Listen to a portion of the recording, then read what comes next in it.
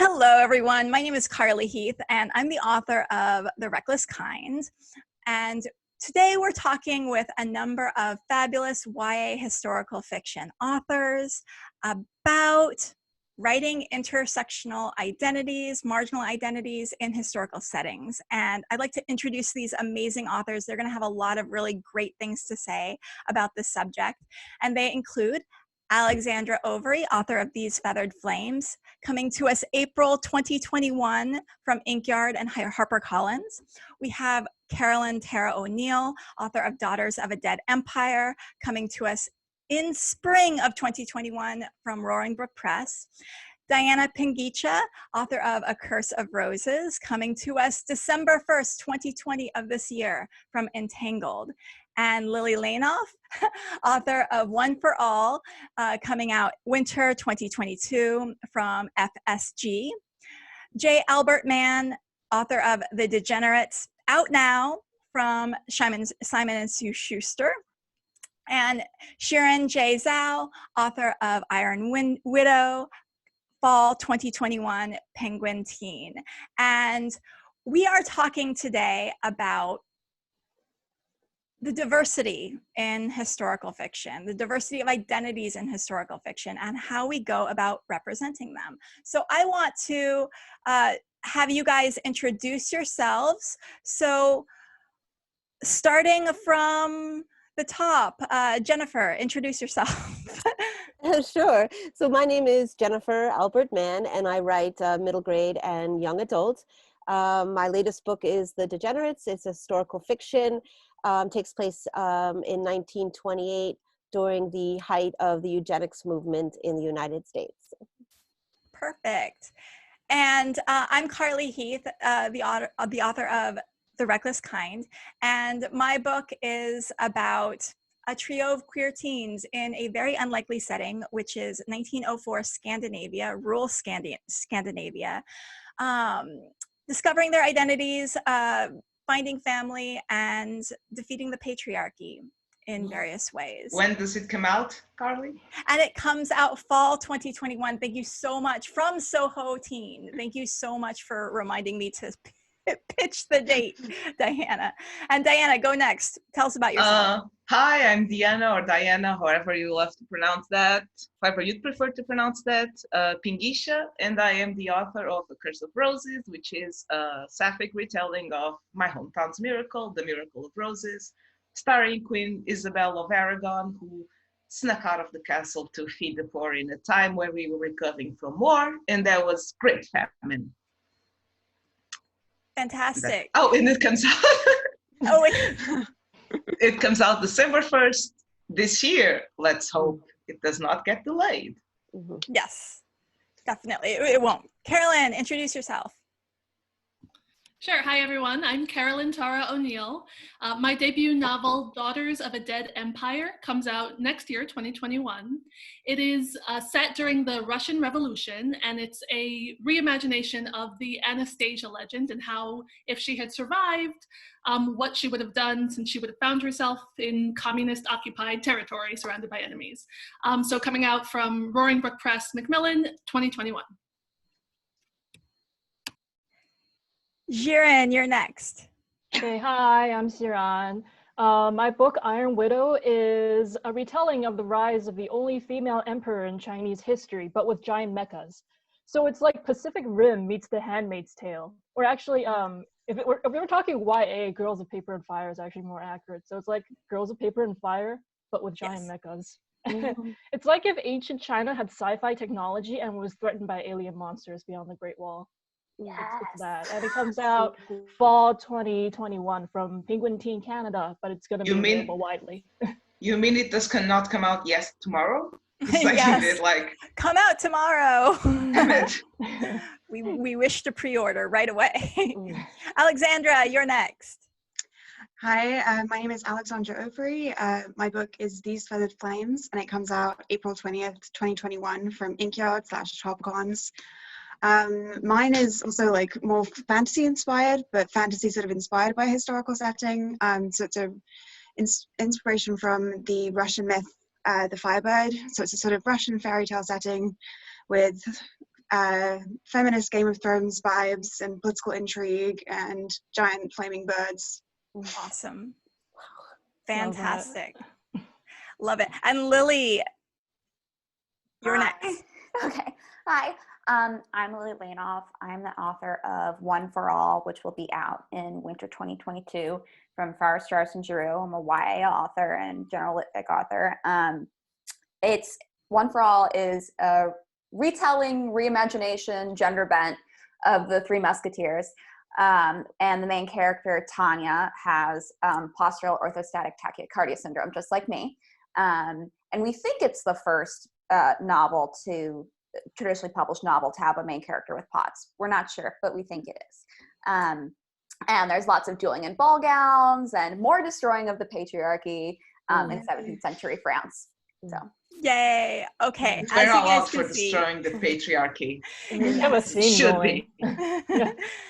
as you can see, we have a diverse group of people writing about diverse topics in historical fiction.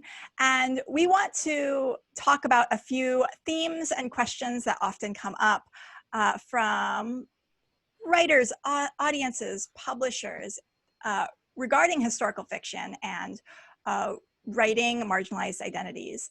And so let's go to our first question.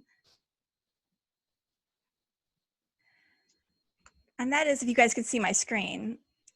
In your own words, what is erasure?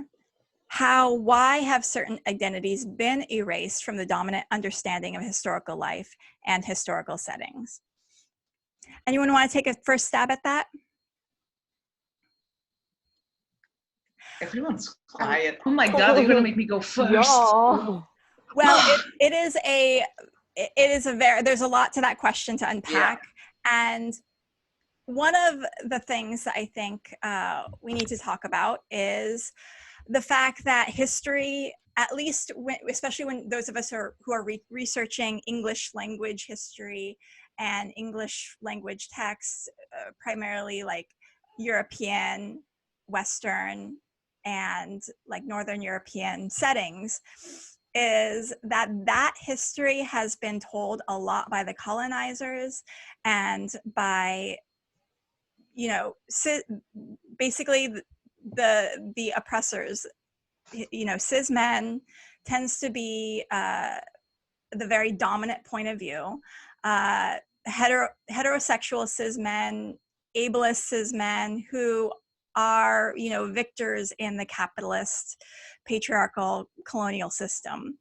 And so other identities who maybe have been oppressed by that system have not had their documents published. In many cases, colonialism wipes out the historical records of people who have been conquered. And so that's why whenever we're looking at historical texts, we're looking at it from a very specific point of view. So it's often very hard to find texts from people who do not represent that, especially women, especially queer people, especially disabled people, especially people who are not white or who are not Christian. And so we need to kind of understand that when we're looking at historical settings. And if anyone says, hey, that historical setting that you're writing seems anachronistic, it seems wrong, it seems like not historically accurate, we kind of need to unpack why that person is perceiving things that way. It's based on their understanding of history being filtered through a certain lens. Anyone want to add to that? To me, so when I was researching for The Curse of Roses, I was reading about the Muslim expansion towards the Iberian Peninsula, because we were under more occupation for 100 years or so. And an archaeologist said that history was written by people who knew how to write, and archaeology tells the story of the people who didn't. And often those two facts contradict themselves. So that was and then I find out that we have this narrative that the Moors conquered us and they stole back our lands. And it turns out the Moor occupation was actually done through trade, and it was natural, and it was just people changing alliances from the Christian overlords to the Moor overlords. And it was actually more culturally diverse than what happened when the Portuguese reconquered the land. We converted everyone to Christianism. Yeah, interesting. And, yeah, so we kind of went about. So because we won the Reconquista, we got to rewrite that part about their occupation, and that really stuck with me. And that my entire vision about it that I learned in school was wrong. And archaeology supports that. Yeah, and that's interesting, Deanna, because you're writing too from like a queer perspective. And why has the history of Portugal been very heteronormative? Oh, because it got literally erased. So I found out we had, I was going to talk about this in my panel. So the guy who engineered the discoveries when we sailed to India obviously by sea, and I'm blanking on his name. Oh my God, please edit this out. It's not Vasco da Gama, Infanto Henrique. Oh my God. So he was a prince.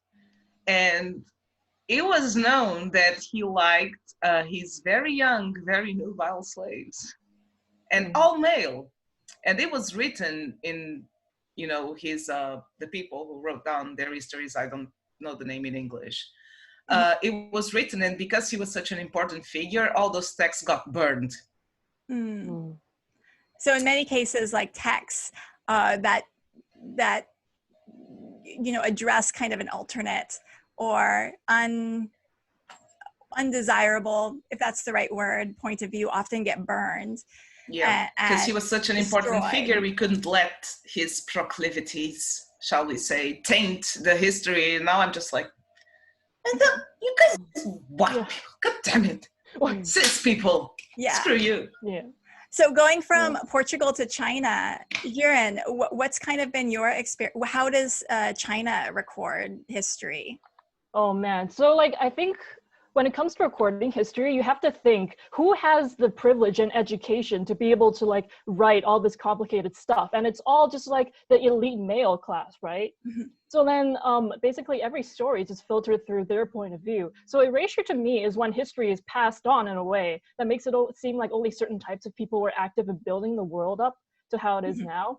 And I do feel like nowadays, a lot of people in privileged positions like to romanticize the past as this golden period where they didn't have to worry about stepping on eggshells around like social justice warriors or like worry about being offensive, when like it is true that we've always been here. So erasure is all about that dominant forces trying to make themselves seem more powerful and just to further justify their dominance.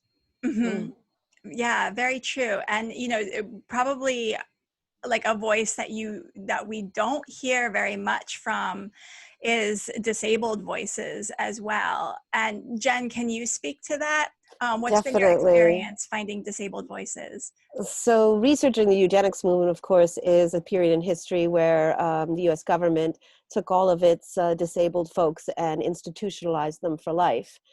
And when I was researching, of course, I found document after document, book after book, just the notes, just copious notes about the folks who were incarcerated in these institutions. And of course, you find nothing in the words of the people who were actually inside of these institutions. And in fact, in almost 100 years of research, I found only a single account, and it was written by a man who writes about it later in his life. So he goes back and he talks about, he ends up finding his way out of the institution finally, and he does write his story, but that was the only one. So a single story. And we basically incarcerated hundreds of thousands of Americans inside of these institutions. So that's pretty one-sided. Yeah, I had a similar problem because I have a lot of disabled characters in my book, and it's very hard to, you find a lot of written documentation from doctors, but you don't actually find much from like the people themselves. Not at all. I mean, from doctors, we have everything from the circumference of everybody's head who was ever inside the school to the every single thing about them, what they ate, what they drank, their bowel movements, everything, but just nothing of actually them, which is astounding. Yeah. And When did Carolyn, the US do that? oh, Because I'm not familiar. like like late 1800s to about World War II period. Oh my God. I would Yes, say though that we did have the ugly laws into effect into the mid 1970s though. Oh, absolutely. Eugenics doesn't stop. Yeah. Eugenics goes underground because Hitler uses eugenics in World War II and takes eugenics and finally makes it a bad word. It kind of goes underground. So definitely eugenics goes nowhere. We actually still have eugenics today. So. I mean, Yeah. you could say in Iceland, where there are no babies born with Down syndrome. Oh, because wow. they all Right. Yeah, that's a form of eugenics, but it's not government like this. The eugenics movement in the United States. First of all, eugenics was worldwide, but the eugenics movement in the United States was state run. And so if the women of Iceland are if they're making their choices for their bodies, it is a kind of a eugenics, but it's not government sanctioned eugenics. So you're in Iceland, you are allowed to give birth to a baby with Down syndrome, but you're also allowed to make. So that's a little bit of the difference in state-run eugenics. State-run eugenics is quite scary. I'm not familiar with the so it's all fascinating. I did not know the US did that. It's horrifyingly fascinating. So sorry, I was going to say, if anybody's interested, just Google Buck v. Bell, the court case, and a lot will come up. Is it Buck like the composer? Buck, B-U-C-K, Buck v. Bell. V Bell, like a bell, a church bell. Yes, which is the very notorious line, you know, three generations of idiots. What is it? Of idiots is enough. Three. Yeah. So yeah, eugenics has two sections: segregation and sterilization. And so Buck v. Bell is sterilization. So first we put all our disabled inside of institutions. Then we found it very expensive, if you can believe that, and to keep all these hundreds of thousands of people. And so then somebody came up with a better idea, which is what we didn't want is disabled folks having children. So why don't we just sterilize them, and then we can leave them out in the open. And so then you had the second half of eugenics, which was we began to sterilize. And of course, segregation hit white women hardest. And then later, sterilization hits Black and Brown and First Nation women really hard. Yeah, it seems like the sterilization of like Indigenous women is still kind of something that's going on today. Definitely went into the 80s and beyond. And then of course, there are also people in jail. But that's another story, and I don't. Yeah. So we could devote 2 hours to this for sure. Switching to Carolyn, you write about Russia, and what are some erasures that might be happening in Russia, or have you noticed anything about Russian history that maybe is interesting to talk about in that area? So for me, what drew me to writing about this era, the era of 1917, 1918, the Russian Revolution, is, you know, the question of class and class warfare, right? So this is the period in time where, perhaps in all of history, where we have the most dramatic experience of class warfare on this planet, right? That ushers in this new realm, this new time period and this new world dynamic where we have the two dominant superpowers, right? The USSR and the United States, communism versus capitalism, right? So for me, I was drawn to that period and that story because I'm very interested in how dominant classes and how classes that are in power are able to shape the story of. Sorry, let me back up a bit. So for me, and I think Diana has touched on this, Xiran has touched on this, you know, erasure is really, it's a real life tool, right? It's not just something that is happening in the history books. It's not just something that is happening in literature, right? Erasure is actually an act of violence. It is an act of oppression, and it is a tool of oppression.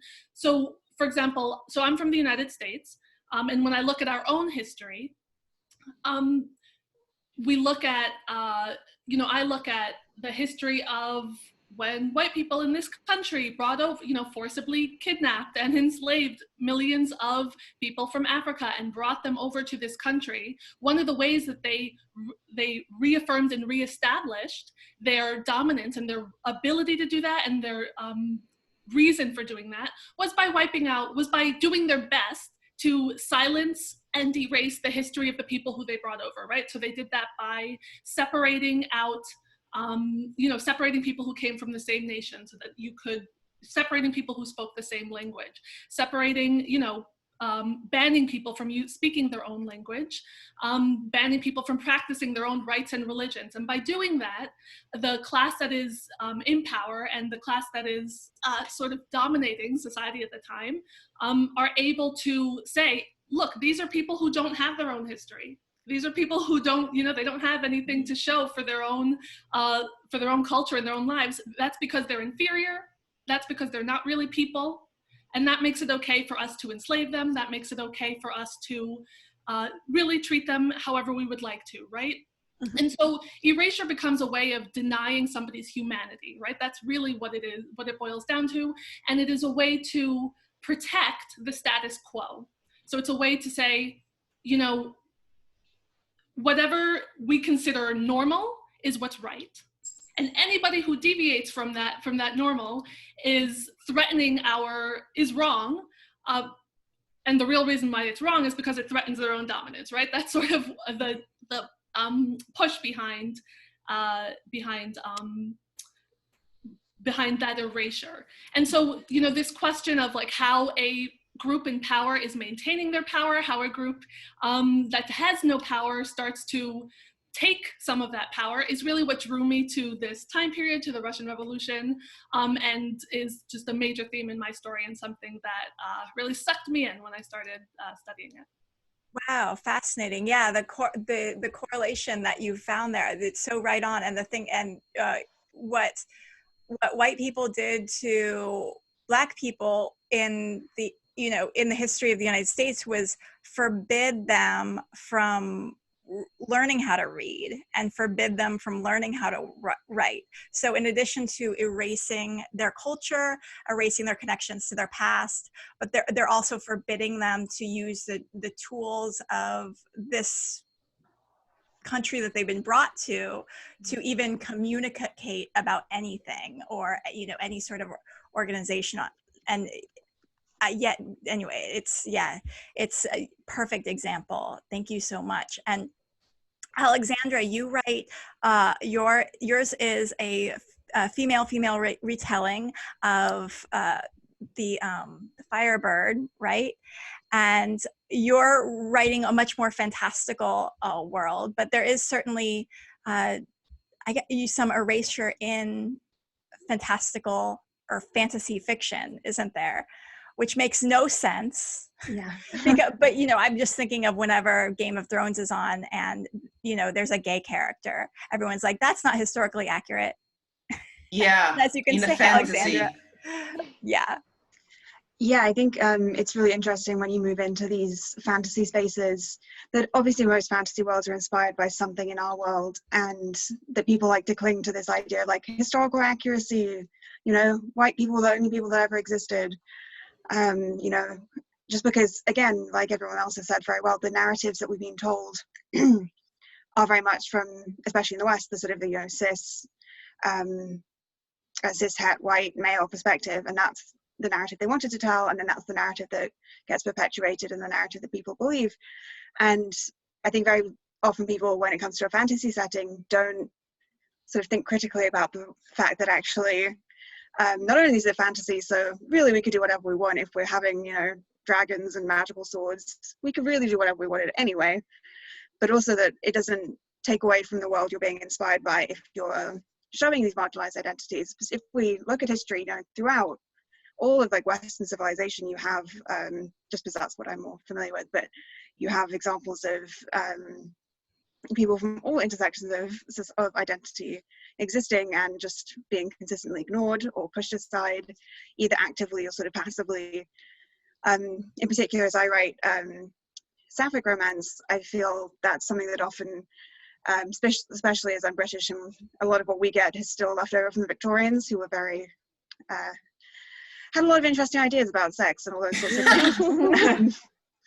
And in particular, their ideas came from the idea that women didn't have any sexual desire. It's hysteria, Alexandra. Hysteria. Yeah. obviously just hysteria. They were just, you know, having one of their monthly problems. But yeah, and so they came from this idea that women didn't have any sexual desire, and therefore women couldn't, you know, women couldn't fall in love with another woman because they didn't even have those desires to start with. And I think that I think I would call it in a way passive erasure, because I think they genuinely believe that from their strange points of view. And that's why you end up with, you know, the women who lived together all of their lives and they were really good friends. Yes. Gal pals. Gal pals. The gal pals. Yeah. And Cousins. it's interesting thinking about that claim of this is inaccurate in a fantasy setting is almost saying only the people in power are allowed to dream. Only the people in power are allowed to have a fantasy world or create. And that's really what fantasy is doing. It's creating a new world, and only the people in power are allowed to create, you know. That's a really good way of putting it. Yeah. Mm-hmm. Mm-hmm. Which I think gives us a chance to go to our next question, which is, how do you approach writing diverse characters in historical settings if the language used to specify those identities hasn't been developed yet? I had a fun time with that because I was writing historical fiction set in 1288. That's the date. That's the year I picked. And I found out through some research that, oh my God, I have the name of my slides. I'll talk about her later. But I found in research that medieval Moors or medieval Arabs, as I don't know if that's how you say it, but they had words for lesbian and lesbianism. Oh, fantastic. It was amazing. And so I used that, like, because you bet I was going to use that if they had word. That just proves that they were there. Mm-hmm. Yeah, I mean, one thing that the colonizers have done is really erased definitions and erased certain words. I had a great infographic that I was thinking about putting in my presentation that I forgot about, but it's on PBS, and I'll have to share the link below, about non-binary genders and transgenders in pre-colonized societies all around the globe. And so many pre-colonized societies had names for third genders and names for homosexuality that got wiped out when the Christian evangelical colonizers, you know, just destroyed that culture and destroyed any evidence that there was a way that was not biblical, you know, according to that. So yeah, to answer your question, I don't use the word like lesbian and lesbianism, but I do use sihak and sahika. Okay. And sometimes I'll just be like, you know, men who like other men. I know the word homosexual existed in Latin because it has a Latin origin. Well, it wasn't used until like the 1880s, and only then it was for like scientific purposes. Like it wasn't like a genuine, like common. Because it is in the Bible. 20th century. It is in the Bible, like some the translation weird part about how you shall not do it, but the translation I figured was just like, huh. Well, yeah. So do I use it? Do I not use it? Do I take it as artistic liberty? Because we're allowed to do that. It's fantasy. As soon as there's a woman turning food into flowers, I figure I can blur the lines of language a bit. Yeah, and I think something to keep in mind is that, you know, because history has been told from like the dominant point of view, they have certainly embellished certain untruths. So I feel like if we're writing our point of view of history, we can embellish things as well, just like they can. We can, you know, we can revise history according to our political ideologies, just like they did when they were writing history from their political ideologies. And I think that's, for me at least, legal. We can do, we're writers, we can do whatever we want. But something that's challenging for me is because I have a lot of disabled characters, and they are they have diagnoses Asta has what do you call Well, Wardenberg syndrome. Yeah, my main character was Wardenberg. And it didn't that exist. wasn't a word. Yeah, that existed back then. So, but there's a lot of very ableist language in medical journals describing people who have this syndrome that hadn't been named yet. And I don't think that YA audiences need harmful language, making them feel bad about themselves, or, you know, I don't think we need to continue to recycle that language, for me personally, into the future. So as I was writing, I tried to avoid ableist language.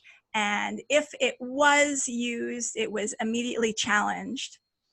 Because I just don't think we need to be hurtful. I think we can create a world that's a little bit more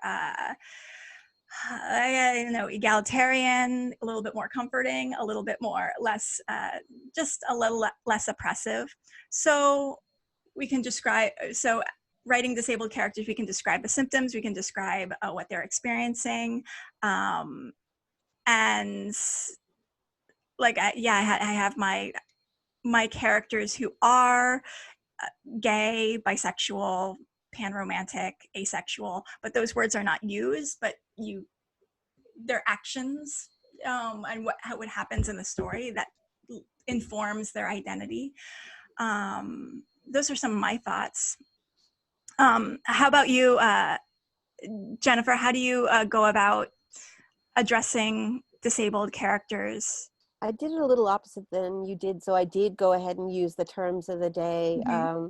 I felt like I really wanted to show readers, also to see the historical background of where these words come from. So I forget, somebody here said it about,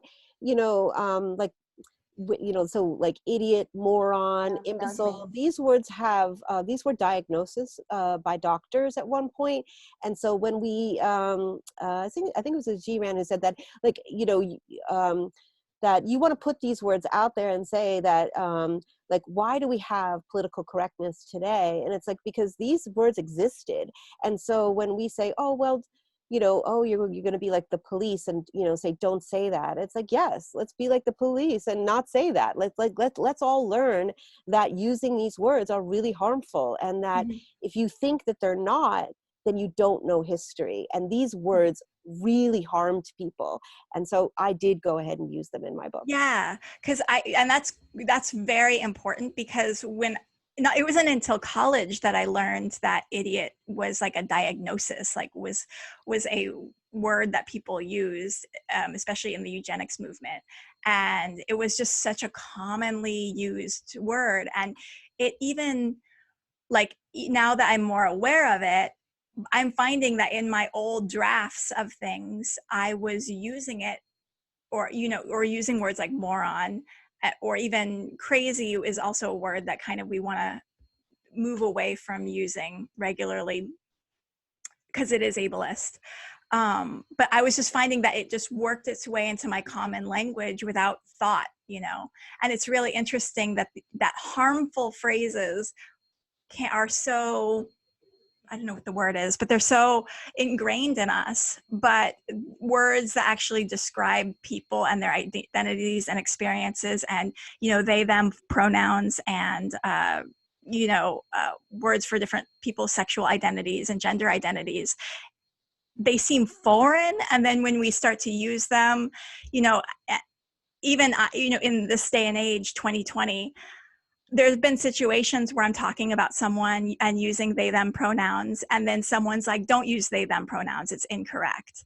And it's like the ways that are giving identities to actual people is still seen as incorrect, but the words that are harmful are ingrained in us. And that's something that's really interesting to think about. So I'd love to hear the Chinese perspective. Is there anything in Chinese culture that has language that needs to be negotiated for identities? Well, this is actually really interesting, because the way the Chinese language works in Mandarin, we don't create words. It's all like meaning. Mm-hmm. So I don't know how to describe this in English, actually, but basically, so homosexuality is just like, it was not a word. It's a Western word, and it didn't exist in China for most of its history. And how same-sex attraction was talked about was through references to famous historical figures who had same-sex lovers. Like, oh my God, he's pulling an Emperor Ai of Han, who is a bisexual icon. Actually, there were like 10 emperors. Yeah, no, there were like 10 emperors in the Han Dynasty out of, I forgot how many, but like they were like basically all bisexual. They all had male lovers. It was cool. That's awesome. Fashionable thing to do. That. But like the Chinese language just doesn't work like the English one. So let's see, how could I describe this? So say chemistry. We don't have just like one word to represent chemistry, and then instead it's like two characters that represent the study of changes. Okay. So it's like that. So like we don't make words up, we like compound them from existing characters. Very interesting. Very interesting. But there was like a way to describe. Yeah, you do it through historical references. Yeah. Like Chinese, like if you talk to Chinese people who are like really like ingrained in Chinese culture, just they speak through like 10% Chinese historical references. It's wild. Very cool. This is a good question, I think, for everyone to address. What are some common misconceptions about the historical era of your setting? Carolyn, since you do Russia, do you have any? Sure. So I think that a lot of the, again, my book is set during the Russian Revolution, 1917, 1918. And I think, you know, common misconceptions that you get about that era are pretty typical to the study of any historical record, right? People just tend to oversimplify. And there becomes one dominant narrative of what happened during this time period, nice and concise, and again, dictated by the victors. And that sort of becomes the established. So with the Russian Revolution, there's this idea that there was this popular uprising, and then the Bolsheviks came in and they sort of led the charge and ushered in communism. That is a narrative that really was created by, you know, Soviet historians to sort of glorify the role of the Bolsheviks in the revolution, when in fact, you know, the process of transitioning from Imperial Russia under the Tsars to Soviet Russia was, you know, 5 to 6 to 10 year process, arguably. You know, there were 2 Russian revolutions that happened in 1917. There's the February Revolution, there's the October Revolution, which is arguably a coup d'etat. Then there is, you know, 5 years of civil war that follows, where you have all of these different players who are trying to determine the shape of what, you know, Russia will look like moving forward, what the political system in Russia will look like moving forward. And so, you know, and while all of this is happening, right, you have 80% of the population that is living in the countryside, rural peasant Russia. It's still a very not heavily industrialized country at the time that is existing, right, that is not participating in the political shenanigans that are going on in St. Petersburg and in Moscow at the time. So there's always there's this oversimplification that always happens. And I think that's what the beauty of historical fiction is, that you get to dig down deep into an individual story, right? And into an individual person's life and what that actually would have looked like and how that may have contradicted the political narrative that we understand as the history of the time. And that's why intersectionality is such a useful lens as well for studying history, because it helps you to take into account what are the different stories that we're missing, what are the different stories that we are disregarding that actually will help us better understand what was really happening on the ground. So the Russian Revolution, you know, when I started studying it, you know, my conception going into it was very different from, you know, where I came out of it. And I think that was one of my biggest takeaways. Very interesting. Mine is that I think we romanticize a bit of history. We tend to look at it with rose-colored glasses, and oh my God, our kings and queens were so in love and so totally like devout to each other, when in reality the king was like humping 3 other chicks on the side and having a bunch of bastards to assure the bloodline. I mean, what king didn't do that? Exactly. King, emperor, etc. It seems very common. Lillie, you write about 17th century, right? Yeah, I read about 17th century France, but I mean, I've done, I'm a big nerd. So a lot of my undergrad research was in literary representation, just representation of disability and chronic illness in general in like early America. But I think that speaking to the question about like how misconceptions about the era, and also kind of ties into the last question about how we talk about things, how we talk about identities that don't really have language yet, because, you know, while there might be some other languages that have words for it, like for chronic illness, like my diagnosis, POTS syndrome, that word didn't exist until 1993.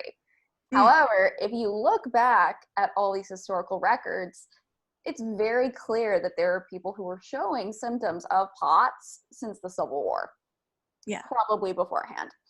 So it's interesting because you have to write about the symptoms and not really use the word, but you're also providing representation to a group of people who don't have representation, or really don't have much representation in literature.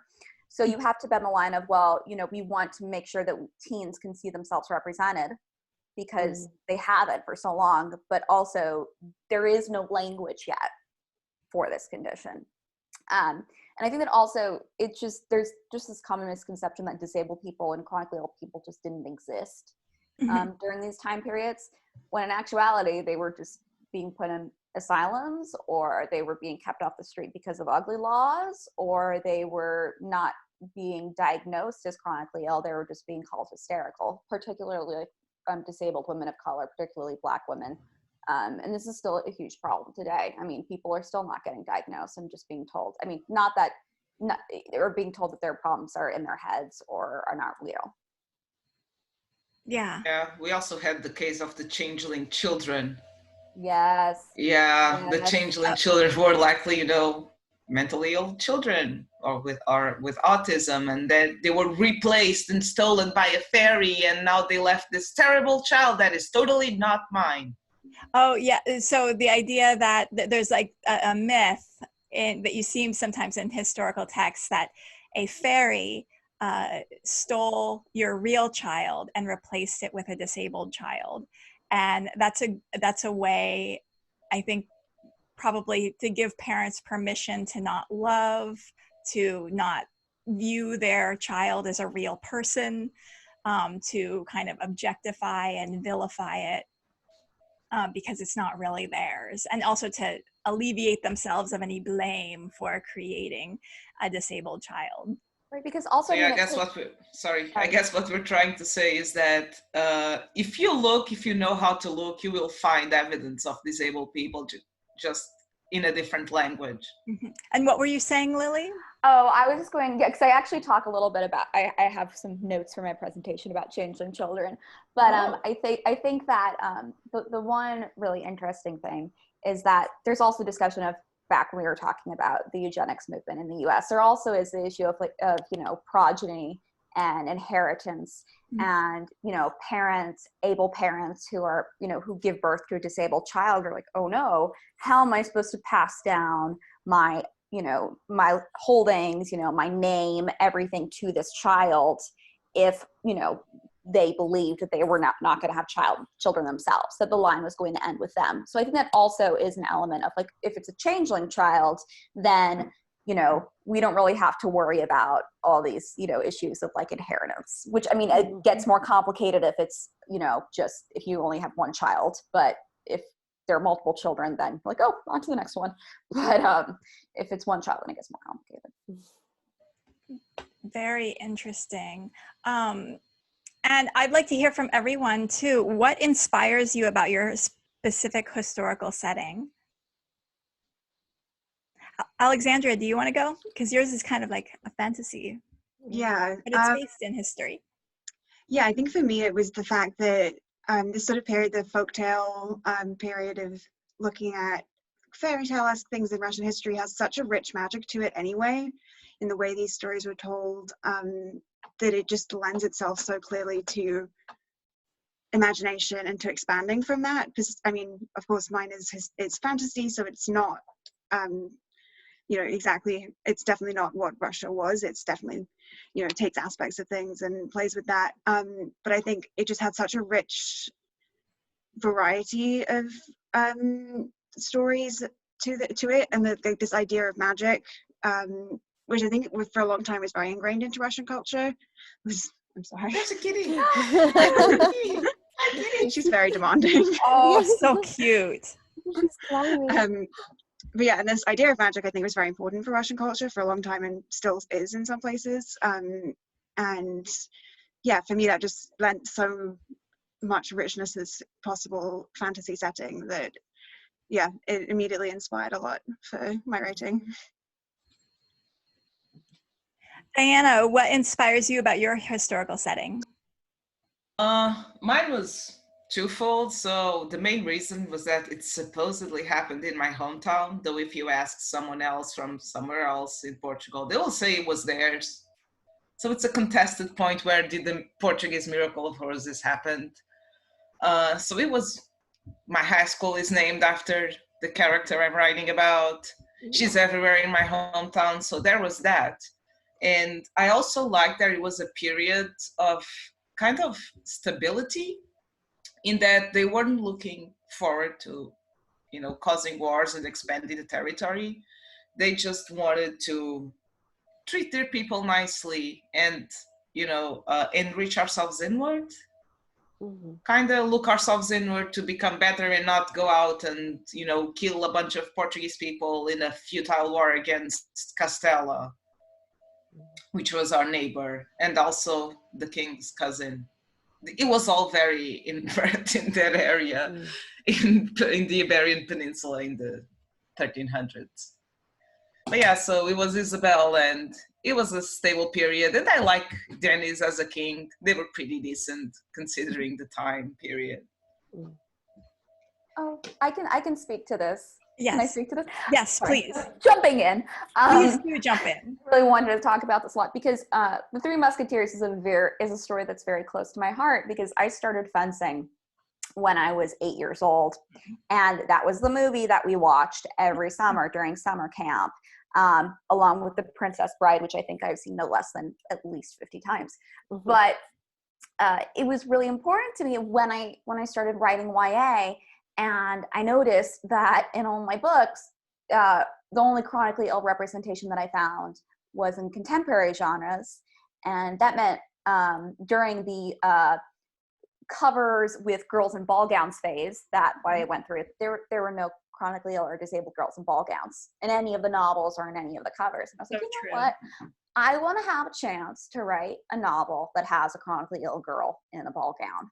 Mm-hmm. She also fences and duels in ball gowns, but I really wanted to have that moment of, I think that it feels, I think that to somebody who's in a, not in a marginalized group, it kind of sounds silly. They're like, oh, prom, like everybody, gets to wear a fancy dress at some point. It's like, no, they really don't. And I think that highlighting this chronically ill main character, but also incorporating it into the Three Musketeers and having it be in the same historical time period that Three Musketeers was originally set, it was almost like, I was writing myself and people like me into that history, and also reclaiming that space of a sport that I love that is becoming a lot more diverse now, but was for a very long time and still is very white and very, very able-bodied. Yes. Mm-hmm. Beautiful. I love it. Yeah. Yes, I hope there's a ball gown on your cover now. Oh, I just want swords. I'm just saying swords. I need swords. Ball gowns would be great too, but swords. Why not have both? Ask for both. Yeah. Exactly. Why is she not in a ball gown dueling in the cover? Swords, yes. Xiran, what inspired you about your setting? Well, the women inspires me, just like how they fight back against a culture that is so dictated by Confucianism, which is Confucianism. Confucius sucks, by the way. He actually sucks. Like his entire philosophy is just, if you obey your superiors, then everything will be all right. And then this meant that wives are expected to like obey their husbands, and then that will be the cause of social stability. So that was his thing. So he sucks, actually. Yes. Don't quote him to sound deep. Don't do it. So that's what a lot of white me. people like to quote Confucius. Yeah, no, but he sucks. And then there's a misconception, even among modern Chinese people, that Chinese women in the past just didn't put up a fight and humbly accepted these wifely duties. And like, if you go on the Chinese internet, you can see salty comments like, oh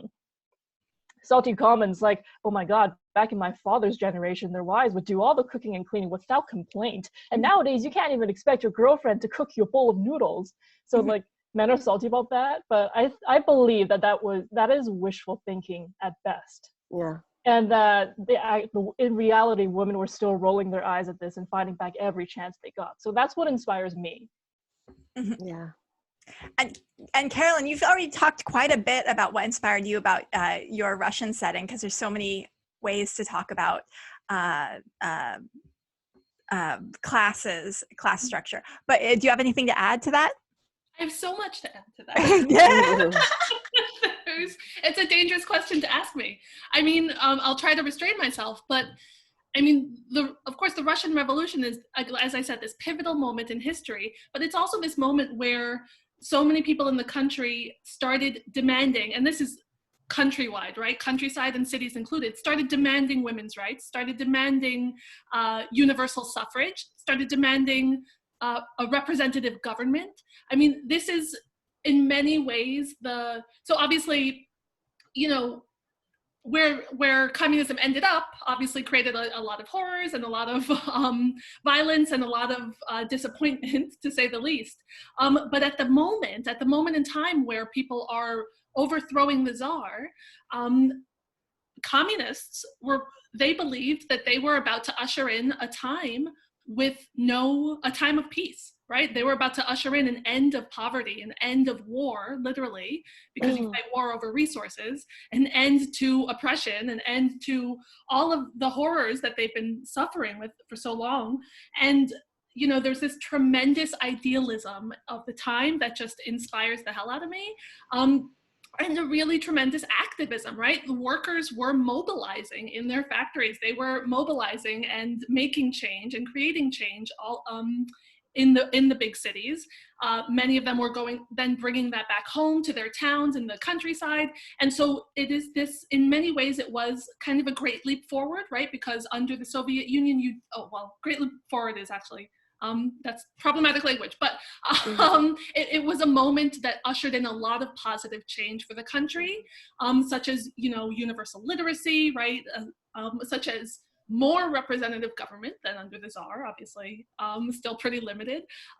So there was a lot of positive change that resulted from the time, and I'm really inspired. Like one of my protagonists is a communist activist herself. She's a 16-year-old girl who has grown up in abject poverty as a peasant in the countryside, and is really passionate about making change in her society and bringing in communism to correct so many of the failings of imperial Russia. So again, there's a lot of violence, there's a lot of suffering that happens during this time period, there's a lot of suffering that drove them to revolt, right? There's a lot of suffering that followed, but there's also a lot of idealism, a lot of positive intentions and demands for equality that are happening and that are spreading at this time in history. So I find it in many ways I found it a very exciting time to be writing about.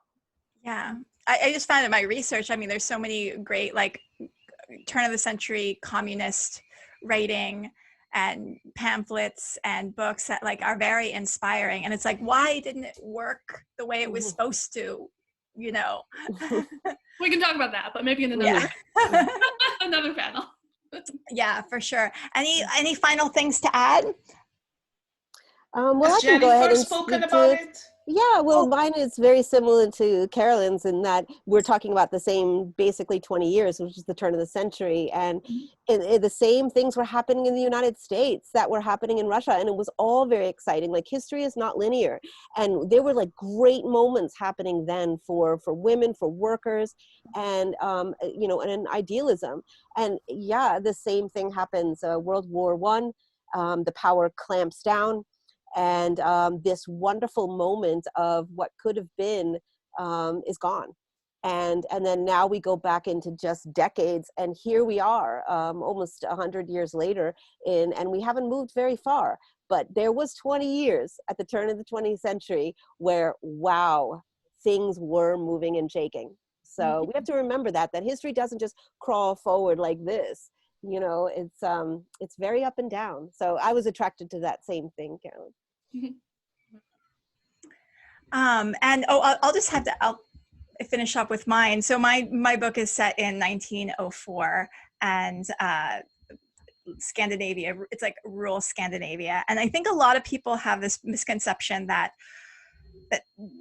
turn of the century women, and rural women especially, were very much passive homemakers.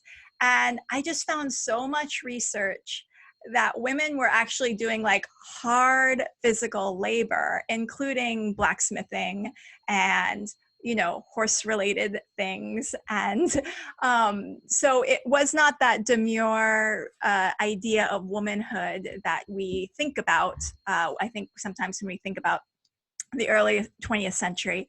And also, there was a very strong vegetarian movement in the 19th century and animal welfare movement in the 19th century that people, I don't think really realize, because we think of back in the day when people were on farms, they ate a lot of meat and potatoes. And I learned through my research that a lot of people on farms got really attached to their animals, and growing up on a farm was a good way to make someone a vegetarian. And as we, in the 20th century, as factory farming becomes more common, people become disconnected from where their food comes from. And that is what makes meat eating more and more common, is not, is basically moving away from the farm life is what makes people more likely to eat meat. But back in the 19th century, vegetarianism was very common, and especially amongst progressives and people who were interested in maybe a non-Christian point of view. And, you know, counterculture people were, tended to be in the animal welfare, vegetarian societies, and there were pamphlets and newspapers. It's very interesting. So a lot of, when you look at the vegetarian pamphlets, you can find a lot of ideas that are very, and I'll talk about this more in my presentation, but are very progressive. Like they almost seem like they're written today in many ways. So I thought this would be a good time to go into our individual presentations. And Lillie has a great presentation for us on chronic illness and girlhood / womanhood in Western historical settings. So Lillie, do you want to take it away? Sure. First of all, I want to say in advance that this is shorter than I wanted it to be because I'm having a little pollen allergy episode. Oh, yeah. And also, the really key part here is Western. The concept of chronic illness, concepts of disability, they're very, very different across the world. There are different words for them. There are different ways that society treats people who are chronically ill and disabled. And so my presentation right now is on a very Westernized view. And even that, I'm only going to be able to do very surface because, I mean, you could spend hours and hours and hours just barely scratching the surface of all this. But I'm going to approach it mostly from a writing perspective, and in terms of like how writers write about chronic illness and girlhood and womanhood and what things you need to look for if you are a writer. So first of all, girlhood as a concept and just childhood in general was very different in previous centuries. It really wasn't a thing, as particularly in the US and in England, until child labor laws were enacted. So it's important to remember that when you're writing about young adult characters, or even in middle grade historical fiction, that the line between childhood and adulthood was very blurred in some cases. In some cases, it didn't really exist. In some cases, it jumped around a lot. So that's just one thing to keep in mind. So let me go to my notes. I'm sorry, troubleshooting. Yes. So when it comes to girlhood and womanhood on the line, girls couldn't really continue on the line in the line of succession in Western societies. So they weren't going to really inherit anything, except in very, very rare cases. When it comes to what disabled girls and chronically ill girls could really do in those situations, or what are the options for them, they can go to a nunnery, they can go into the convent. They can, if they are of the working class, or their father or their parents have a trade, they can apprenticeship in that. Although apprenticeships like that structure in general was very male dominated, especially in Western societies. So as Carly mentioned, there were blacksmiths, women blacksmiths in the turn of the 20th century, but when you go back a little bit further, you're not going to find many. So it's important, and as I brought up earlier, in terms of is the chronically ill girl an only child, or are there multiple children? Because if she's an only child, she's going to be expected to marry. All the stuff about, trade, being able to go into a trade or going into the nunnery, that pretty much goes out the window, because the line of succession was everything. It's, how you pass down your name. It's even if, the girl in question would take the man's last name, as is, tradition through most of history and Western societies, unfortunately. There's still the element of, this is progeny, like this is how we are going to make our legacy last throughout history. But the disruptor in all of that is because physically disabled girls might not be considered as viable marriage prospects. That changes things. And then when you add chronic illness into the question, because a lot of chronic illnesses develop later in adolescence, not necessarily at a young age, a lot of these girls were developing chronic illnesses around the time that they were getting introduced to potential suitors, or even sometimes after they were already married. So you have the issue of if girls are showing these signs of chronic illness, and lots of these marriages are arranged, during social seasons. So in France, that would be in Paris. In England, it would probably be London. And your child is not healthy enough to go. What happens? So my one example, good example for this is Lady Catherine de Bourgh in Pride and Prejudice, and her daughter Anne. So if you're super rich, then you can have things taken care of, because you'll probably have an arranged marriage from childhood, or you're rich enough that, even if you're chronically ill, the other family might not care as much because you're bringing money into the situation. So then there's the issue of, does chronic illness affect how potential suitors and their families viewed a girl's prospects of being able to continue on their line? And that's an issue that continues on till today. Like if you just Google search, chronic illness and disability while dating, or what goes into things, it's just a pervasive issue. I'm sorry, I'm jumping around a bit. Again, No, pollen allergy brain. You're doing great. Thank Fascinating. you. Woo.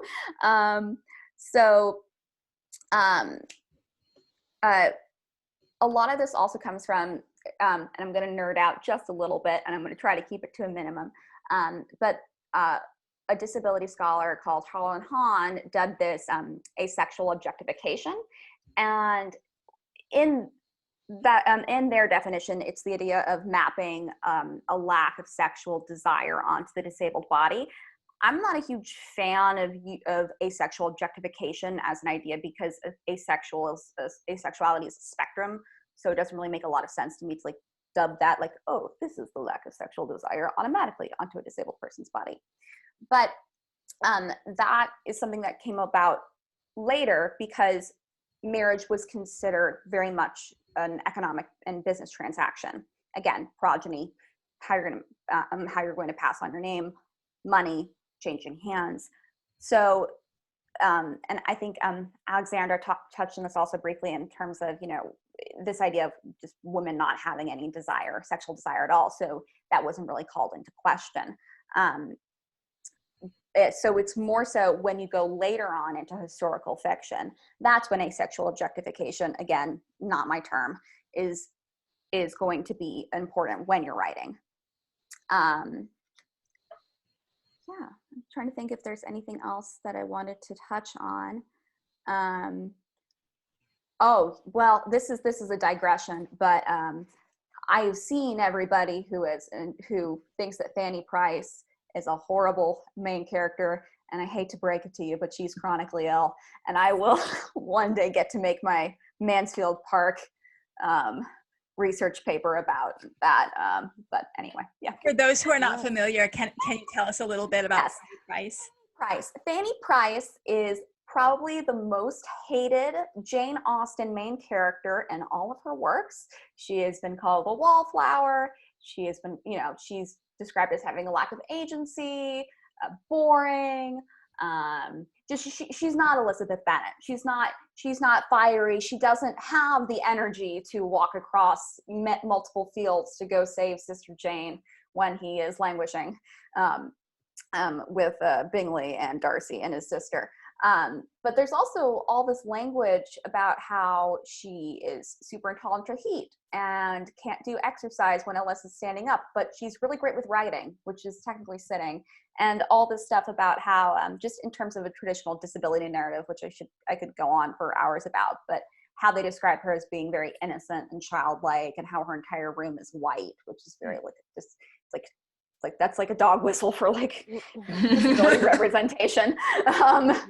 And then, you know, how like suddenly, like, you know, she has to find a man, but, you know, suddenly like she gets like there's a turn for the worse, but then like the man comes in and saves her, and then all of a sudden she's healthy again, and yay, you know, marriage, you know, the economic joy saves her from her chronically ill, disabled life.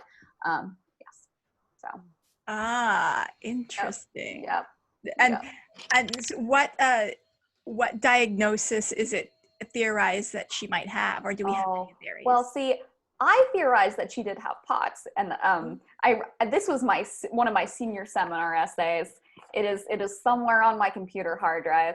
But listen, if anybody ever does a Jane Austen anthology and needs somebody to write a Mansfield Park short story, that sounds fascinating. I've got. I am ready.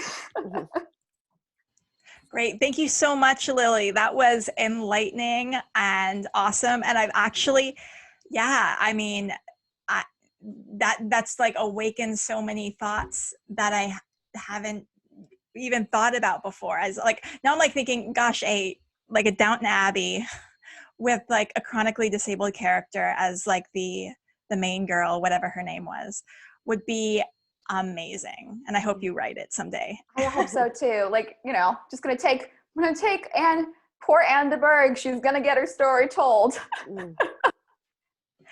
Definitely. And Xiran, you are next. Xiran is talking about He's a Cut Sleeve, I Guess, Attitudes Towards Same-Sex Attraction in Ancient China. All right, so my presentation is going to be about the very unique way that same-sex attraction is viewed in ancient Chinese culture, and why it was viewed that way because of the socio-cultural circumstances. And I'm going to start off with an explanation of this cut sleeve thing. It's a reference to the most iconic gay historical story in China, when Emperor Ai of the Han Dynasty woke up from a nap one afternoon to find his male lover still asleep on his very floppy sleeve. Not wanting to disturb that lover, the emperor straight up cut off the sleeve instead. And ever since, it's been the term to describe romantic love between men. And I'm saying men because we still gotta consider, it's men because we still gotta consider how the patriarchy plays into this. Like, the male scholars didn't leave behind any flattering stories of women loving women.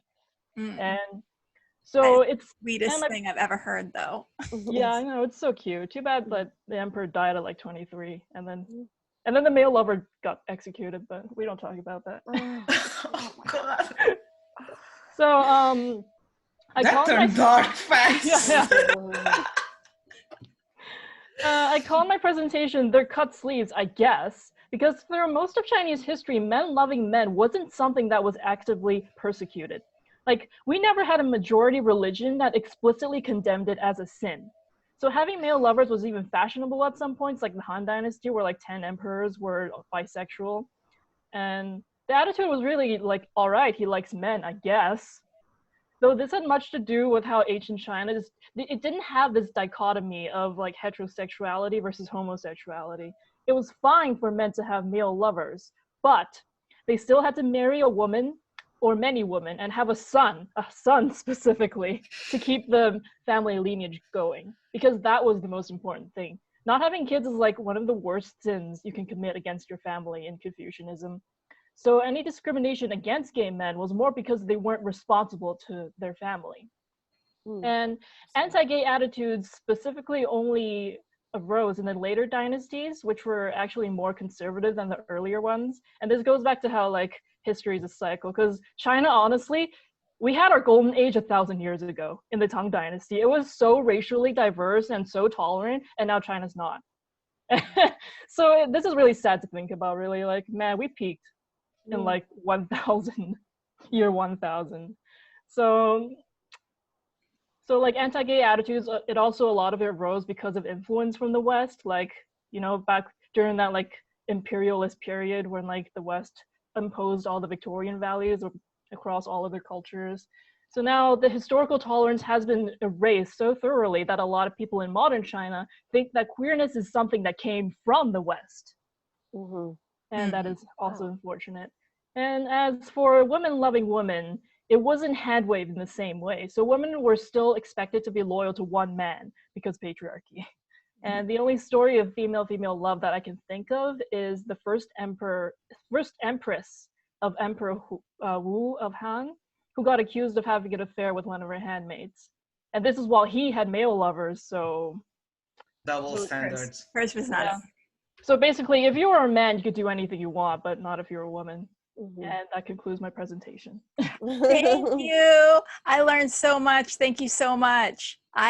Yeah. And it's interesting, the idea that like in the past, it was okay, even for Western culture, like we can point to all the Greek writings and all of the pairs, you know, whether it's Zeus and Ganymede or Achilles and Patroclus.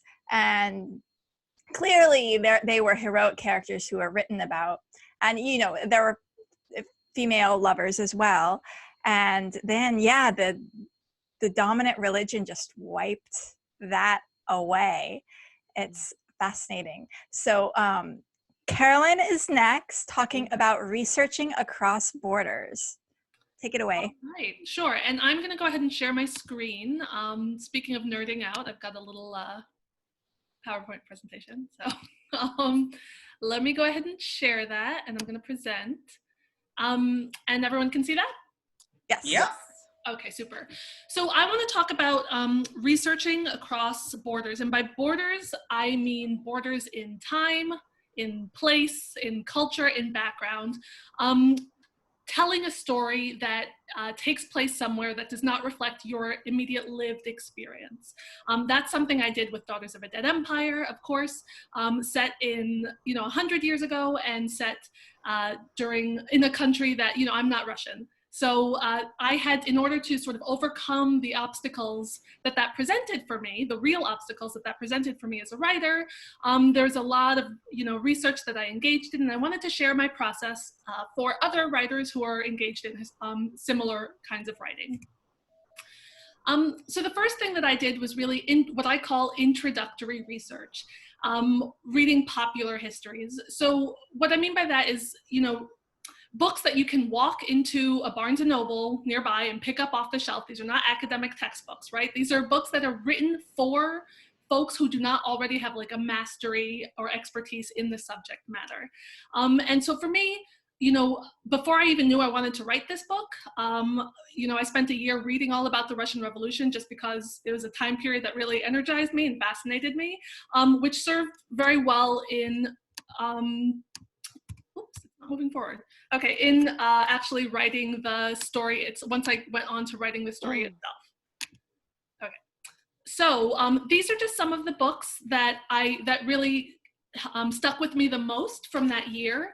And so, as I said, these are things that allowed me to get a basic grounding in the broad strokes of the time period, right? What were the major political and military and economic events that were happening at the time? By reading multiple different authors, that allowed me to see where they disagreed on the historical record, where they were interpreting things differently. And this is the kind of thing that allowed me to picture the setting in my mind, right, more accurately. What were this allowed me to get an understanding of the technology that was being used at the time. How did people communicate? How did they travel? What kind of houses did people live in, roughly speaking? So this introductory research creates that baseline level of understanding really what things might have looked like. And I am having some real glitches in moving forward, so I might just have to keep it like this. Can you guys still see? Oh yeah, absolutely. Yeah, okay. Absolutely. Yeah. Sorry about that, and maybe I can make this bigger. Okay. Yeah. After that, I moved into, a second phase of what I would call sort of cultural research. So reading for the color and the flavor of the time and place that I was writing about. And so for me, there's tons of ways to do this. Of course, you can read literature, as I did, watch movies, television, go to a museum and observe the art of the time period. For me, what I did was I joined a Russian literature book club. And so every month we read a different classic Russian novel.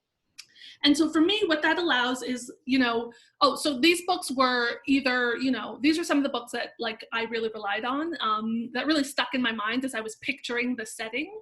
And so these allowed me to really, so this is a mix of, novels and narrative nonfiction, written by Russians or written by people who were living at the period of time that I was writing about. By doing this, I think it helped to build up sort of my understanding of, what are the touchstones in society that people may have been referencing, right? May have referenced on a daily basis. What are the cliches that people come up with? What are the ideals and the values that were really heavily present that may be different from my own culture that I want to make sure that I'm capturing in the story that I'm writing. So literature was a really helpful way of internalizing some of the norms, some of those cultural touchstones like I talked about. And then I went ahead and started drafting. There's a real risk in writing historical fiction in that you're gonna linger in the research forever, that you're just gonna sort of lose yourself in trying to figure out every last detail of the story that you want to be telling. You really can't figure that out until you tell the story and you work yourself through the story and you know exactly what kind of information you're going to have. So, again, for writers who are engaging in historical fiction or this kind of writing, I would say draft your story. You can go back and fact check later. Make note of the little things that you don't really know about, right? So some of the things that came up for me are what kind of tools would have been in a peasant's house in the Urals mountain, countryside in 1915? I didn't need to know. I would put in a placeholder, be like, okay, she's using a wooden spoon and a bowl.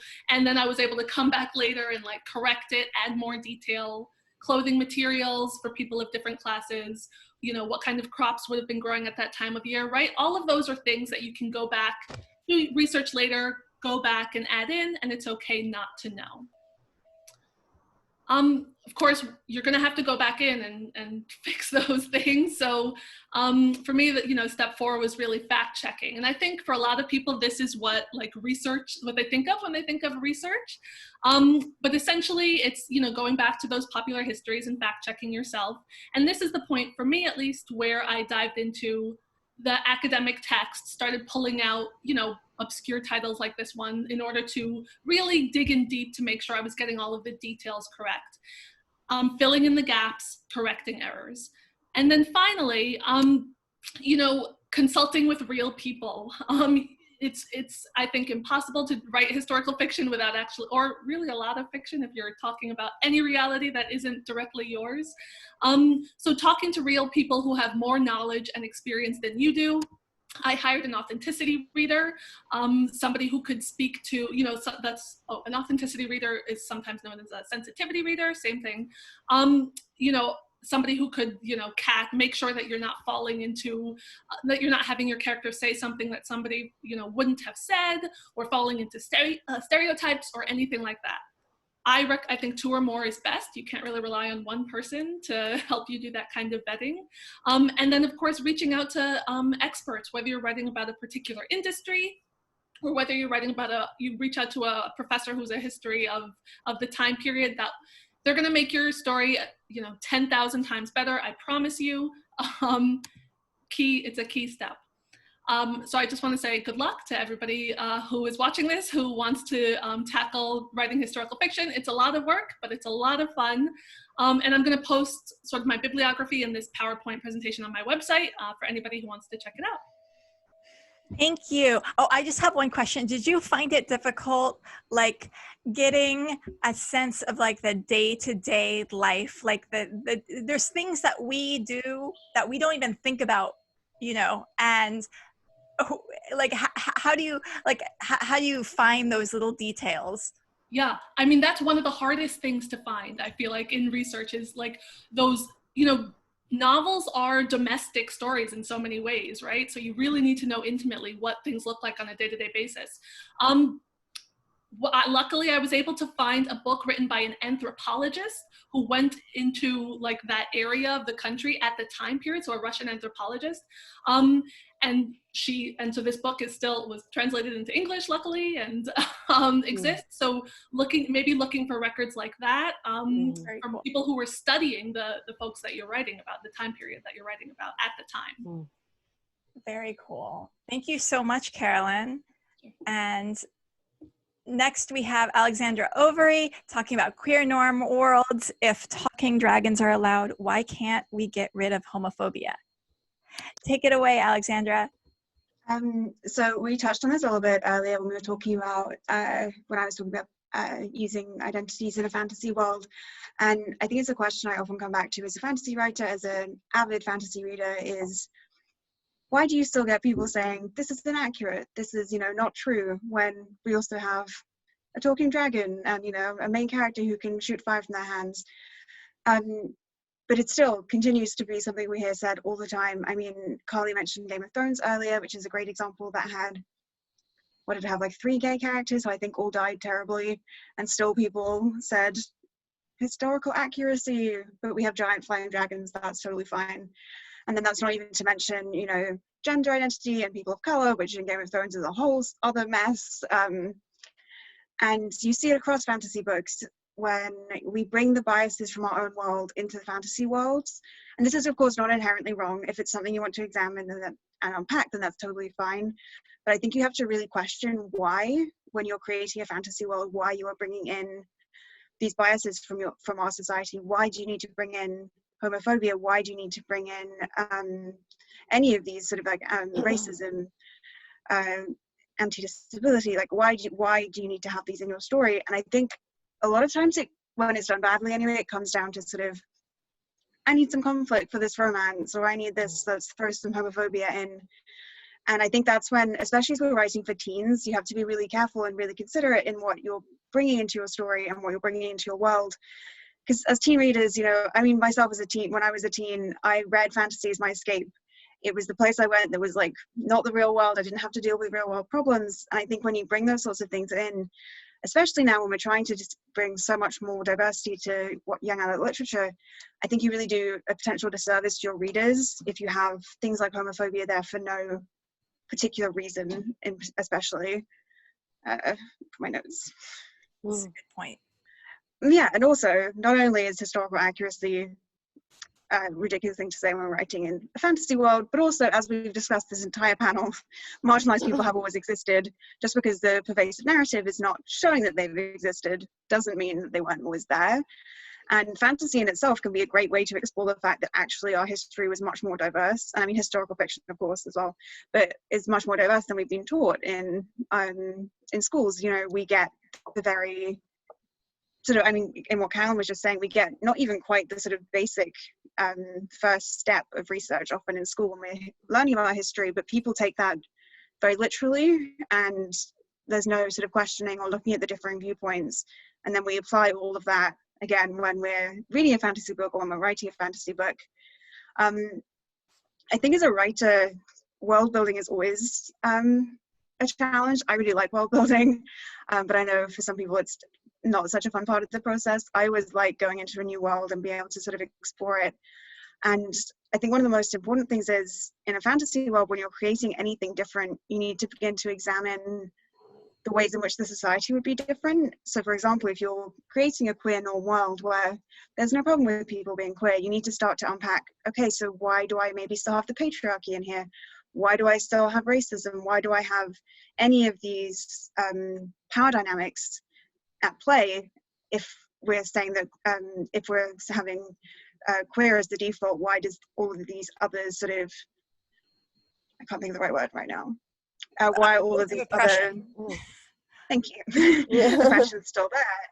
And I think once you start to do that in a fantasy world, it really opens up what you can write about. You don't have to fall back on the defaults of homophobia. You can actually explore things much beyond that. And again, I'm totally not saying that you can't write that. If that is something you want to explore and that is something you want to look at, especially from a queer perspective, then of course you can write about it. I just think it comes back to, for me, always the important question of why. Is it something that's going to be unpacked? Is it something that's going to be examined, especially in a teen space, or is it something that's actually potentially just going to become harmful for these teen readers? I thought I'd mention a few really great examples I read from last year of books that do this really well. They create worlds where there are definitely inherent problems, but you don't have to bring queerphobia into it. One of them was Cryer's War by Nina Varela, which is all about this war between androids and humans in this very cool sort of slightly sci-fi, slightly fantasy world. And it's a wonderful woman romance, enemies to lovers romance, but never once is the problem that it's a woman loving another woman. And you have, in the background of all of this, you have so many diverse characters. You have, you know, even small mentions in the background of like two boys dancing together at a party. I think all of these really inform creating this world where we're very much aware that being queer is accepted and it's very much a part of the society instead of sort of seen as a margin. Another great example was The Merciful Crow by Margaret Owen. Again, she manages to very casually bring in things like the love interest is, I think, pansexual, or I think it's pan. And, you know, or there's a non-binary person in the main character's group. I think things like that, for teen readers in particular, is so important to see this casual inclusion where it doesn't have to be a struggle all the time. It doesn't have to be that they're fighting against this. It's actually in this world where this is okay. Everyone gets to exist. We don't have to have the same societal pressures that we have in our world. And I think especially when you're writing these kind of worlds, it is very interesting because you begin to become so much more aware of the sort of strange structures we have in our society, because once you start unpacking one area, you know, once you start unpacking homophobia, everything sort of falls apart and you have to sort of examine all of your power structures. And, you know, if we have this magic, why is the society not made in this way?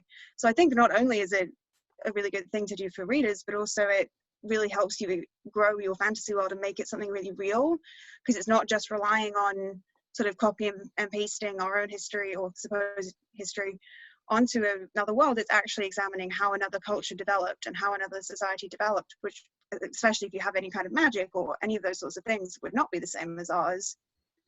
And then we touched on this a little bit earlier, but in terms of labels,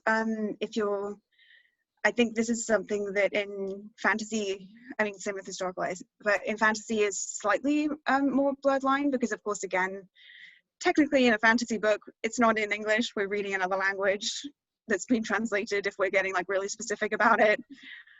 So you can put in any words you want, really. If you wanted to put, you know, bisexuality and asexuality, any of those you could. But again, if it felt authentic to your world, you also can just show it through action, which I think was what Carly said, which was a great way of explaining it.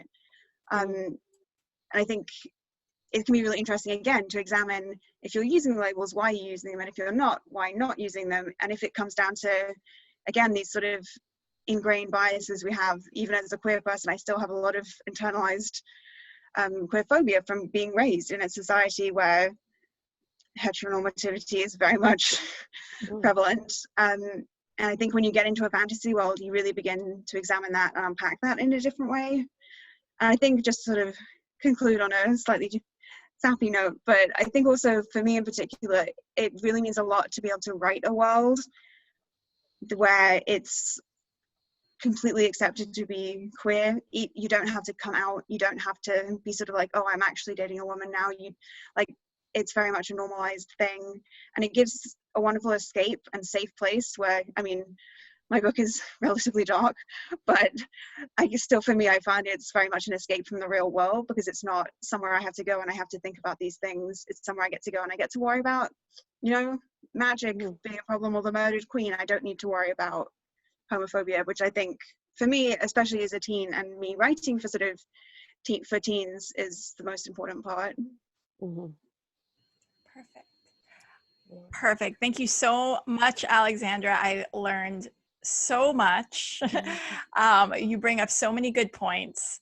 And yeah, once you start to unpack, why is there this bias in this area? Why is there a need for these biases in other areas? And I think that's a nice segue into Deanna's presentation on gal pals, convents, sapphics, and how medieval faiths recognized lesbians. So I ended up shortening it to medieval representation. Perfect. And I'm just gonna talk. It's super late for me, by the way. Oh yeah. Yeah, I was like, I don't know who was talking, but I yawned like lightly. It wasn't because you were boring, it's because it's like 10 11 p.m. Oh gosh. For me. So as I mentioned before, I discovered this interview with an archaeologist who was like, well, why do we assume that Dom Afonso Henriques, our first king of Portugal, took the land back from the Moors, and not, that he had to reconquer, when they were in fact not Muslims, they were Christians that he took it from, as evidenced by the archaeological evidence. Oh my God, they found. And so that got me thinking, this was about when I was drafting A Curse of Roses, and that got me thinking just how much wrong I had about the medieval times, because we assumed that everyone was straight and everyone was, there were no disabled people, everyone was, a certain color. And so I started investigating and going deeper and deeper into it, and realized there was a lot of, diversity. Disabled people did exist, and they had lives. Women were allowed to run businesses. And the biggest lie perpetrated by cinema, people actually bathed in the Middle Ages. It wasn't until the French invented the perfume, as I think in the 1600s, that they stopped bathing. And they had this whole clean body, clean mind. So they had regular baths. They were aware that dirty hands would lead to infection. And they were not scared of witchcraft until our King John I, who came out like some 100 years later. And then, someone told me that I shouldn't, when I said I was going to write a lesbian retelling of The Miracle of Roses and Isabel was going to be gay, because that girl was definitely not straight. She was not into men. And someone told me that I shouldn't impose my modern sensibilities on historical figures. And I'm like, what is my modern sensibility? Queerness? It's like, well, you have to look at it from the historical perspective. Like, why? When we know for a fact that Don Sebastian liked to hang out with, his guy friends, and they were often found naked in the bushes when they went out for walks. Are you telling me that wasn't gay? Why am I imposing a modern sensibility on someone who was clearly queer? And it also takes us to the erasure of bisexuality when our King Pedro I, who is famous for his affair with Inês de Castro that did not end well, she ended up along with all their children, fun times. But after Inês and before Inês, he had male lovers, a lot of them. And again, this has been discovered in texts that were found, but we don't talk about it. And again, we are erasing representation that we did have in medieval times and then saying it did not exist when it clearly, in fact, did. And if you notice that I've talked a lot about men and not about women, that's because women were, as Alexandra has mentioned, they were almost infantilized to the point that they had no sexual desire. They were women, they were supposed to be quiet and chaste and sing and tend to their husbands and breed, but they were not supposed to have take any pleasure out of it. And that's why I think most of our lesbians were erased, because people didn't think women could feel that way when, I mean, we know they could. And all the queens with their best girlfriends, and now when I find those stories, I look at it like, were they really just friends? Or were they like cousins? I'm doing air quotes a lot. I like doing air quotes. Cousins.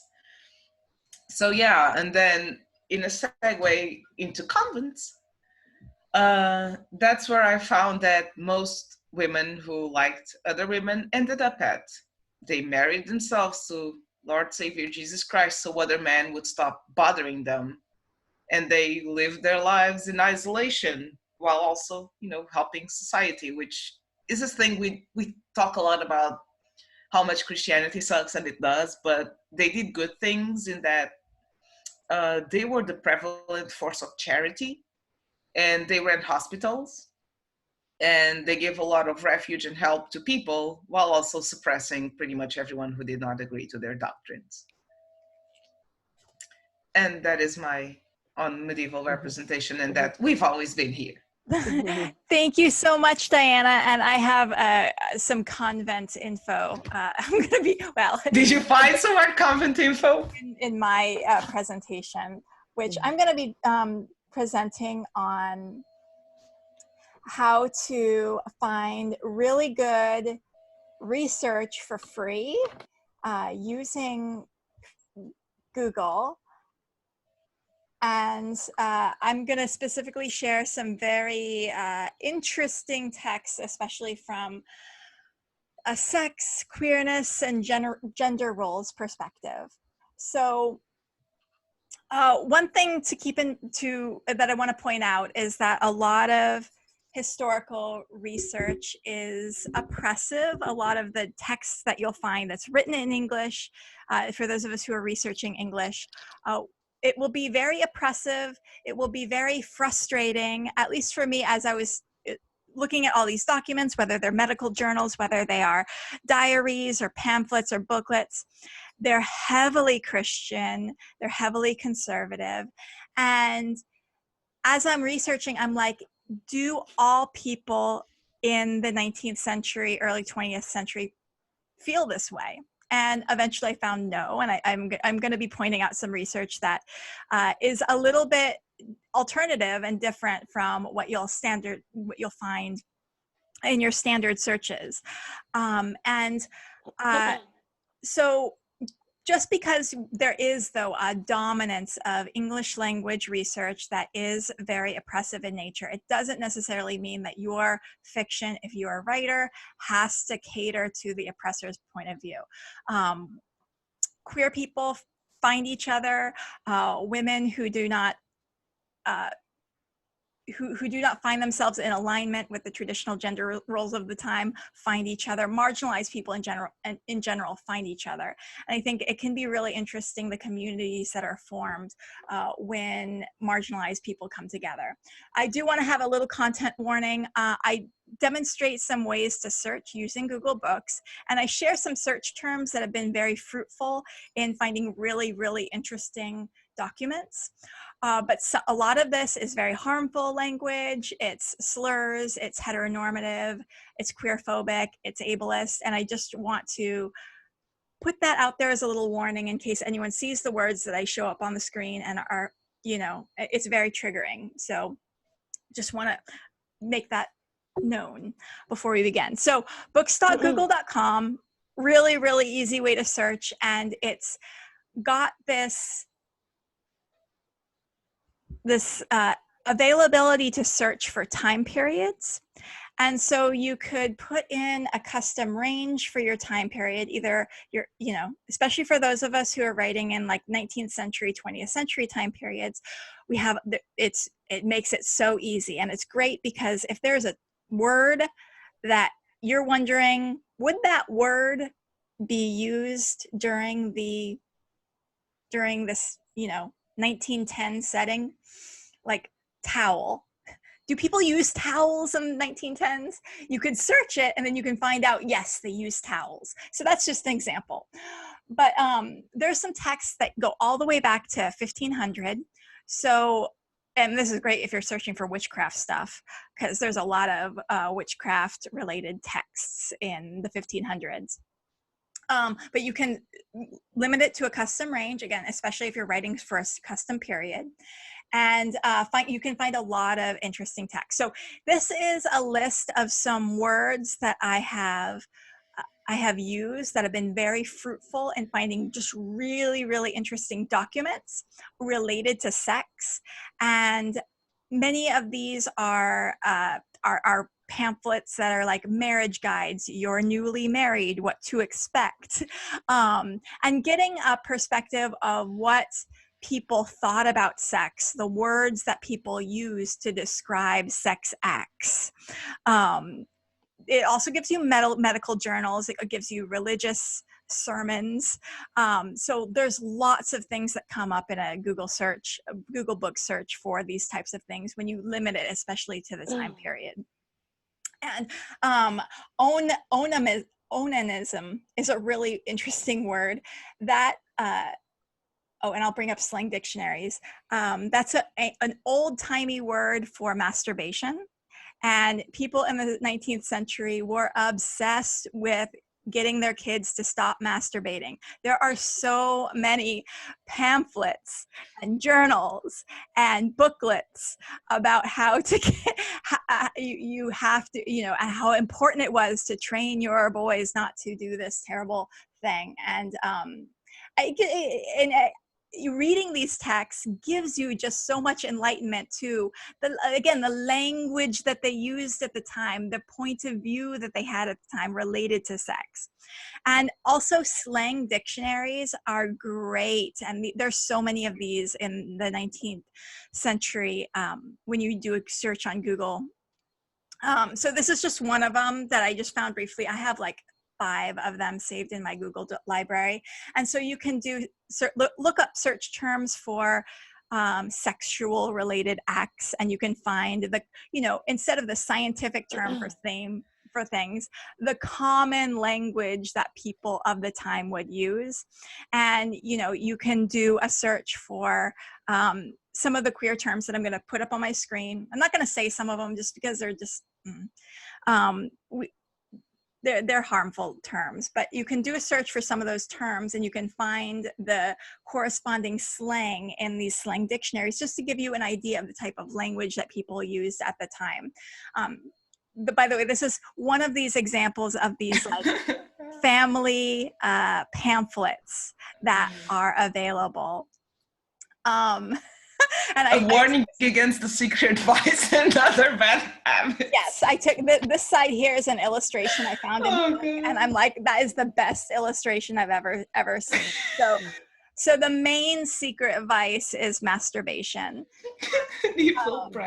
But there's allusions to things like sex trafficking and even though they don't say the words, there's allusions to things like if your son goes down this dark path, he might end up engaged in these things with nefarious fellows who do these lascivious things, that we must not speak about.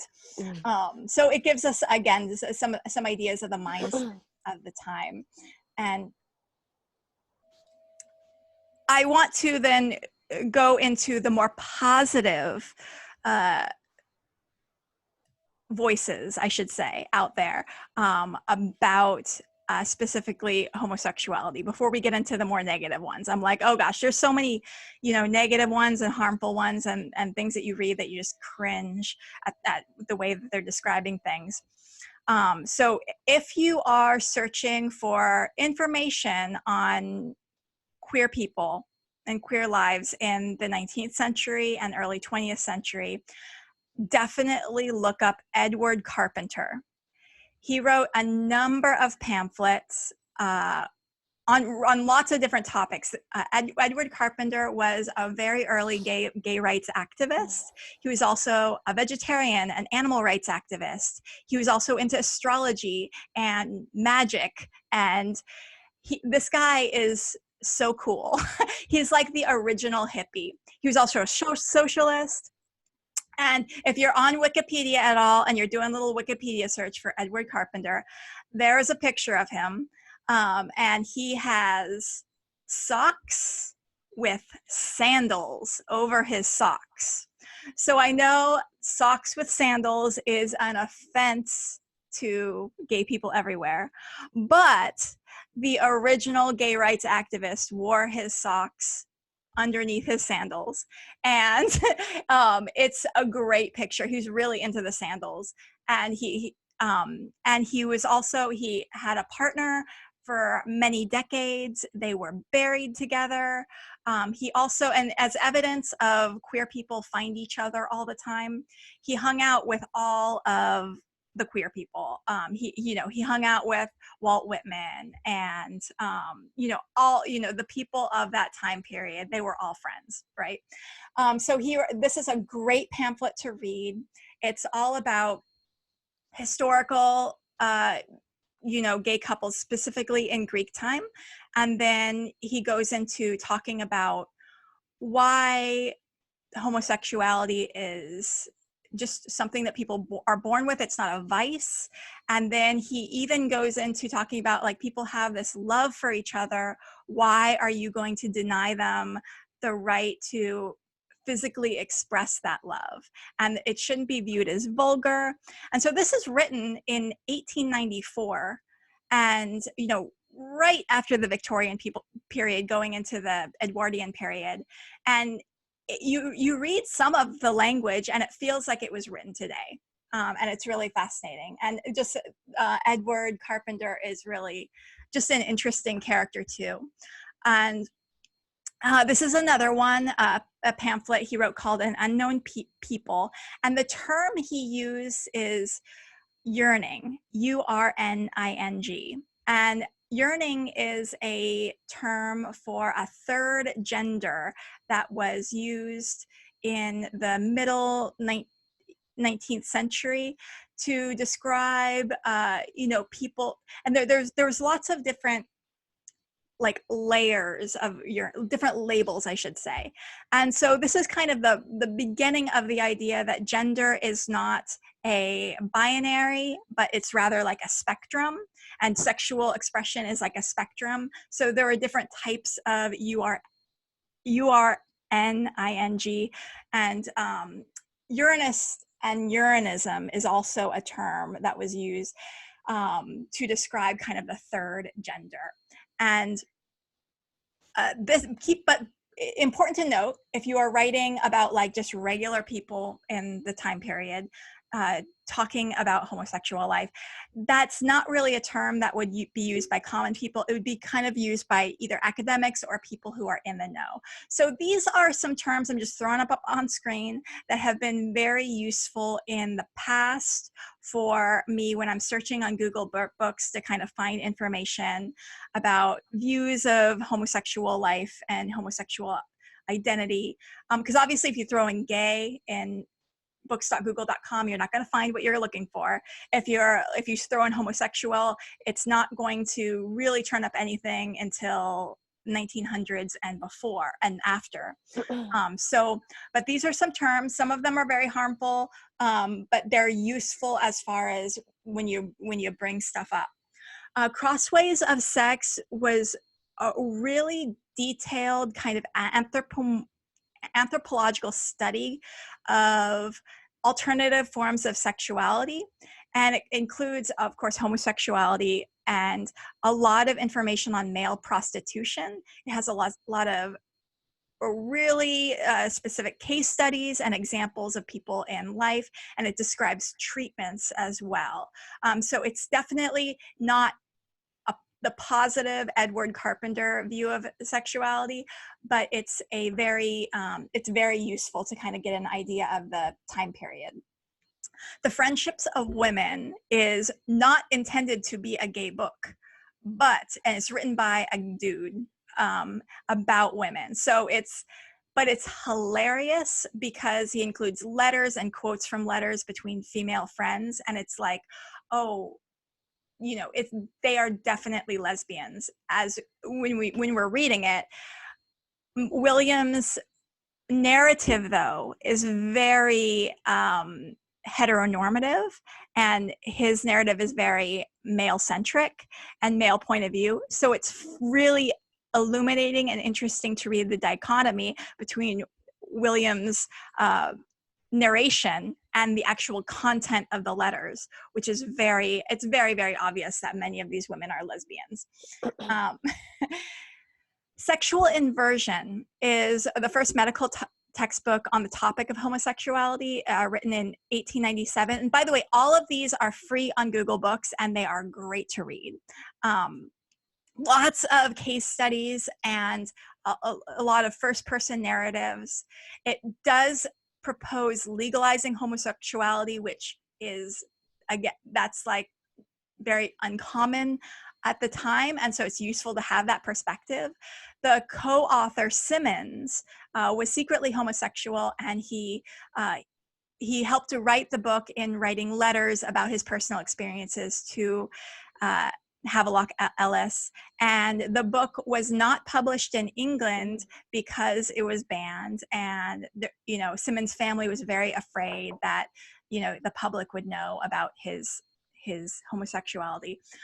But this is a really interesting text to read, just because there are so many specific stories in it about what it's like living in the 19th century, being gay, and you know, the experience of that.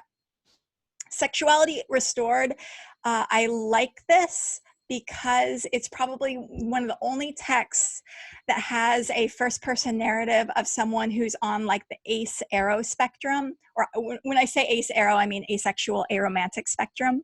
And it's really hard to find any narratives that are about asexual or aromantic people. So, here's a little screenshot of it. It's very, the poor, you know, asexual person is saying like, my wife is fine, she's beautiful, I love her, I have absolutely no desire to have sex with her, and I'm repulsed by the idea. And of course, in many ways, the feedback that person gets is like the feedback that many people get in our current era, where, oh, just have sex and have a baby and get over it, and as soon as you have a baby, everything will be solved. And that, of course, you can only imagine after reading his narrative that perspective is very harmful. Crime, Habit, or Disease discusses a lot of first-person narratives. This is a really helpful book because it describes trans people. And the word trans isn't used, but as you're reading the narratives, it's very clear that you can identify people who are trans. And it discusses orgies. It makes an argument that Shakespeare was gay. And it also argues that homosexuality is a disorder, not necessarily a crime. Of course, that's problematic in describing it as a disorder, but it's interesting to have that perspective. And then Psychopathia Sexualis is one of the most extensive books, and definitely like a must read on anyone who's looking at historical queerness. First textbook on homosexuality, tons of first person narratives. The authors are very backwards. So the authors are very conservative. So you're not going to get the positive feelings towards homosexuality that we would get in the Edward Carpenter books. And then if you're just looking for perspectives that are not typical on anything, these are some places to go for looking for alternative points of view. So reading newsletters, pamphlets, journals from like vegetarian societies, socialist, communist societies, free thinkers, animal welfare advocates, abolitionists, lady travelers. I'm going to share a couple of lady traveler books. Actors and circus performers, sex workers, erotic literature and porn. I'm going to share some erotic literature really quickly. Dress reformers, anarchists, occult practitioners, all those people. Whenever you read those sorts of newsletters, it's like you'll get perspectives on things that are a lot different from the dominant point of view. And the Encyclopedia of Social Reform is a good place to go for getting kind of counterculture. What are the counterculture movements happening at the time? And this was written in 1897. So My Secret Life is a very, very, very detailed pornographic erotic memoir, I guess you could say, written in 1888 anonymously. And it's page after page of sex, and every sex act you can imagine. He has sex with prostitutes. He has sex with the male students in his school. He has sex with his cousins. He fantasizes about like looking at his cousin's penis. Like, so it has like all the sex acts described. So it gives you the language of the time. It gives you a lot of detailed info on London's houses of prostitution, which is very hard info to find. The next one, lascivious scenes in the convent. This is for you, Deanna. This is a really great example of, it shows female desire. And this was written in 1897 in the still Victorian age.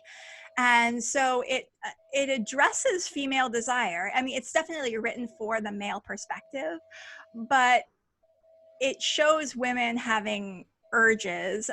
There's this, descriptions of lesbian sex, there's orgies, there's a lot of Victorian sexual slang, and there's anti-religion, anti-clerical, anti-Catholic church sentiments in it, I guess you could say. And then lady travelers, there's a lot of books out there on the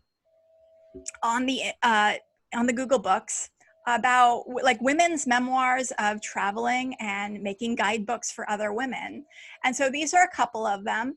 And specifically Unprotected Females in Norway is great because it's women by themselves going out to Norway, and the experience, this is very hard to find, information of just women being women going out, and, it's very, the Bechdel test. It's like there's lots of women talking to each other and not engaging or thinking about men. And so it's very useful to kind of get an idea of what women are doing and talking about when there's no men around. And some final thoughts. So because, there's a lot of oppression in the research that you'll find. Narratives don't necessarily have to prioritize pain or be oppressive. If you want to write that right way, you can absolutely find ways to write that. People with marginalized identities often form communities with other people of marginalized identities. That's a great way to build your world without focusing on an oppressive power structure. Historical individuals were just as diverse in terms of gender and expression and sexuality as people are today. And it's possible to write a historical setting without resorting to the harmful language of the time. So I know I demonstrated some search terms that you can search, but just because those are helpful search terms to search doesn't mean you have to put them in your text, unless there's a reason for it and you want to, instruct and illustrate about that, which you can totally do. So I'm going to turn it over to Jen. Sure. Talking about writing disability that is not your own? Okay, so I was going to go off script, but I feel like at this point in the presentation that I should maybe not do that. Whoops, and just stay on script. Whoops, and there we go. So I'm going to talk about techniques for writing disability or any identity that's not your own. So intersectionality reveals the complexity of the human condition, and writing this complexity is one of the most important obligations we have as writers. And the responsibility only increases when we're writing characters with disabilities or identities that are not our own, that we have to be conscious of how we represent people with disabilities that we don't share. So is it scary to write outside of your own disability or identity? Most of us would say yes. And of course, the most common fear seems to be, what happens if I get it wrong? And before I answer that question, I thought maybe we'd first focus on getting it right. So first of all, you can do this. Writers have been writing characters outside of their own experience for years. And yes, we know that a lot do get it wrong, but lots of writers do get it right. And I just am presenting this wonderful article by fellow writer Zadie Smith. And so it talks a lot about writing outside of your identity. And I think that she will inspire you to put aside your fear and go ahead and write.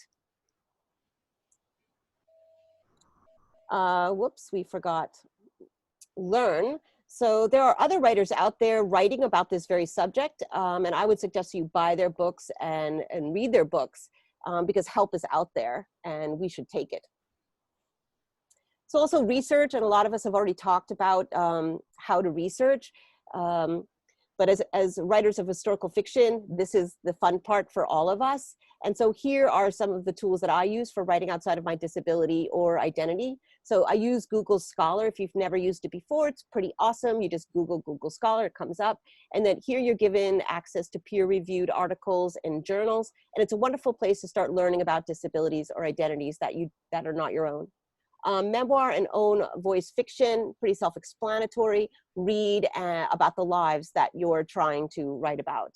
Documentaries, again, self-explanatory. Watch the lives that you're interested in writing about. Following individuals and groups on social media. For example, if I was writing a character with MS, I'd follow individuals with MS and groups of people who have MS, who are sharing their lives on social media, who are sharing issues they face, what's important to them. And then of course, just be respectful and don't insert yourself, just, like everything they do and say. And then immerse in the historical aspects of the specific disability or identity. And this one's really important. Don't just take a momentary snapshot of the disability or identity inside the time period that you're writing about, because it can or won't be like really authentic. We don't experience things just in that moment. We experience all of our moments and then that moment, and it's the same thing inside of the historical perspective. The last thing is cultivate research relationships, and I think this is a biggie. As you do all of the above research, you're going to get to know people like writers, organizations, activists, and as you get closer to your developed novel and characters, this is when you might want to reach out for paid help. I know Carolyn talked a little bit about that. So characters are characters, and how would you write a character who shares your disability or your identity? A lot of that same work is the work we're going to be doing, or you're going to be doing when you don't share that disability or identity. So we would explore their lives and souls deeply and honestly until our characters' truths are specific to their individual life. We would work to make our characters and their stories so real to our readers that our characters' problems would become our readers' problems, and always with the aspiration that our readers know our characters as they would wish to know their friends, or maybe even as they would wish to know themselves. So if you combine these essentials of writing character with your research, then you're on your way to getting it right. So lastly is a tip. When I was writing The Degenerates, I chose to write in the voice of Rose, who was born with Down syndrome, and in the voice of Alice, who is Black, gay, and was born with CTEV, it's better known as clubfoot. And I was born white, cis, and with a spinal disorder. But writing about the institutionalization of disabled folks during the height of the eugenics movement, been inside of the institutions where there were plenty of white cis scholars like me existed, or to write in a wider range of experiences, especially because, like I mentioned before, almost all of these experiences have been erased. And so I chose to go wide. And I used all the techniques that I already talked about. But the one last thing I did was I chose something about myself to give to each character that would help me bring that a little closer to them. For Alice, this was giving her physical difference, which included chronic pain and mobility issues, because I've experienced those things in abundance. It gave me just a teeny tiny bit of a link to Alice that I would not have had otherwise. And then for Rose, I gave her the shadow of a dramatic older sister. Again, because I grew up under a similar shadow of a sister who was smart, outgoing, and non-disabled. And so if you give each of the character that you want to try to inhabit just a little tiny piece of you, that maybe it's just a beginning to get to know them. So Lucy Grilly, who wrote Autobiography of a Face, said that writing is to say what feels right and true. After all of the above work, this is really what it comes down to for us, and it's not easy. So if writing outside of your own disability or identity often feels like maybe you're, you know, in a hellish nightmare, I just feel like that's great, like you're doing it right. But what happens if I get it wrong? And the bottom line is, you might. And as writers, we all have to live with that fear. And there's no way out of that fear. So if you do get it wrong and the critics and social media come for you and you're experiencing soul-crushing guilt, overwhelming self-hatred, or that floaty feeling of absolute hopelessness, fantastic. Write that crap down and then use it in your next book and with your next characters. I'm kidding, sort of. But truthfully, I'm kind of afraid most of the time when I'm writing, but I do love to write. And I love it mostly when like the ideas are flowing, or that I get my characters, or when it's done. But I know that I'm going to keep writing diversity of disability and identity despite the fear of getting it wrong, because I refuse to limit my characters to being only new versions of myself. And instead, this will be my goal. Thank you Thanks, so guys. much, Jennifer. And this leads to a really great final question for everyone. What would you do, or how would you approach a situation where a reader or an audience member feels harmed by your representation? Does anyone have any? I could speak to that Yeah. a little bit. I mean, I think that I always have the fear because, like I mentioned earlier, as far as we know, One for All will be the first traditionally published book in any genre with a main character with POTS. Mm-hmm. And there's a very wide range of experiences with POTS. Some people with POTS can't get out of bed, are on feeding tubes. Some people are able to go about their day completely fine without ever thinking about the fact that they have POTS. So I know that there are going to be readers who have POTS who will not see themselves directly in my main character's experience. And while that does make me sad, because I do want to provide representation to, this group of people who, of POTSy teens who I was once a part of, I want to be able to provide that representation that I didn't have and that we still don't have. But at the same time, because it's, identity is not a monolith, not just POTS, but just any identity is not a monolith. You're never going to be able to encompass the complete array of experiences of that one identity.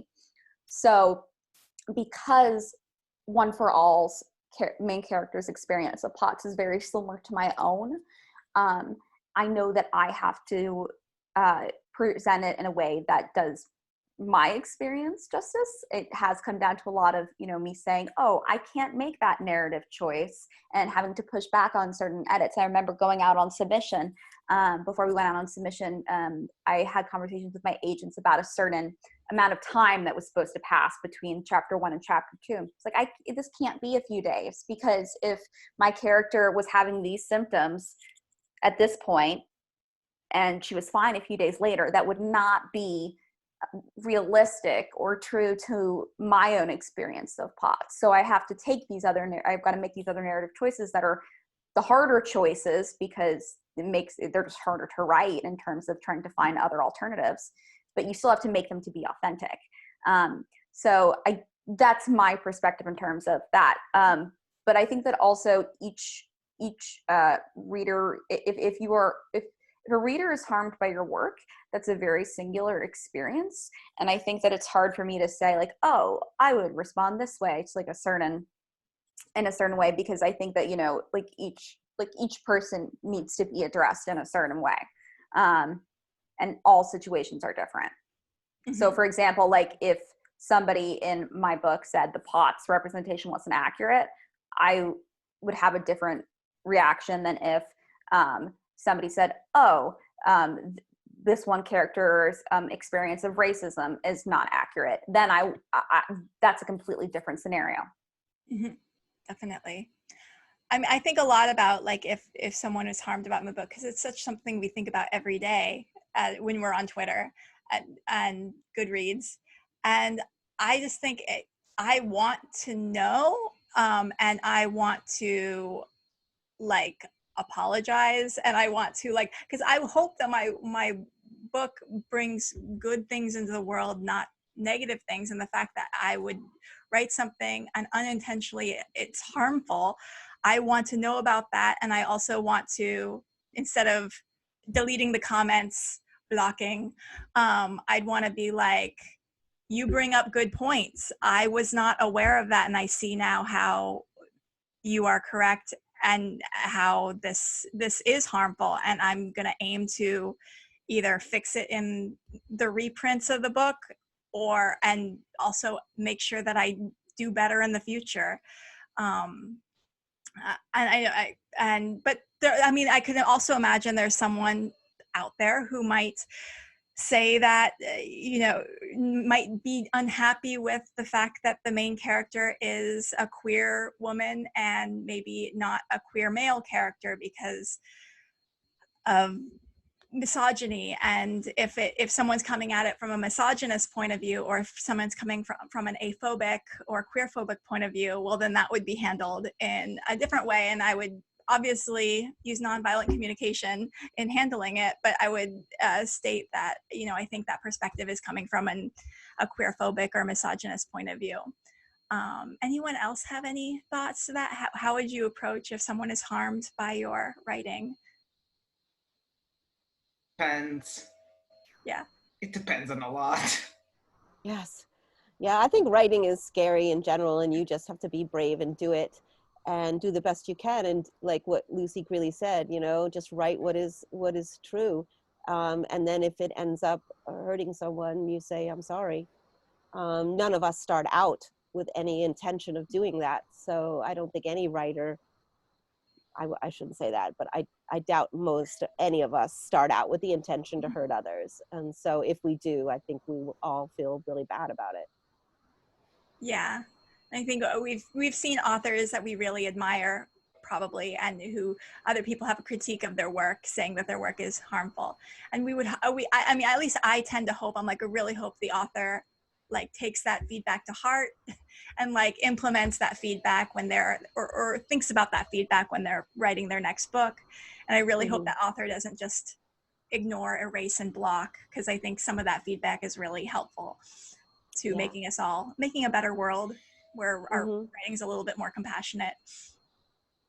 Yeah, I can actually imagine people coming up to me and saying that I've harmed the Portuguese Holy Trinity by making Isabel gay, and I'm sorry. I just would like tell them to F off. Yeah.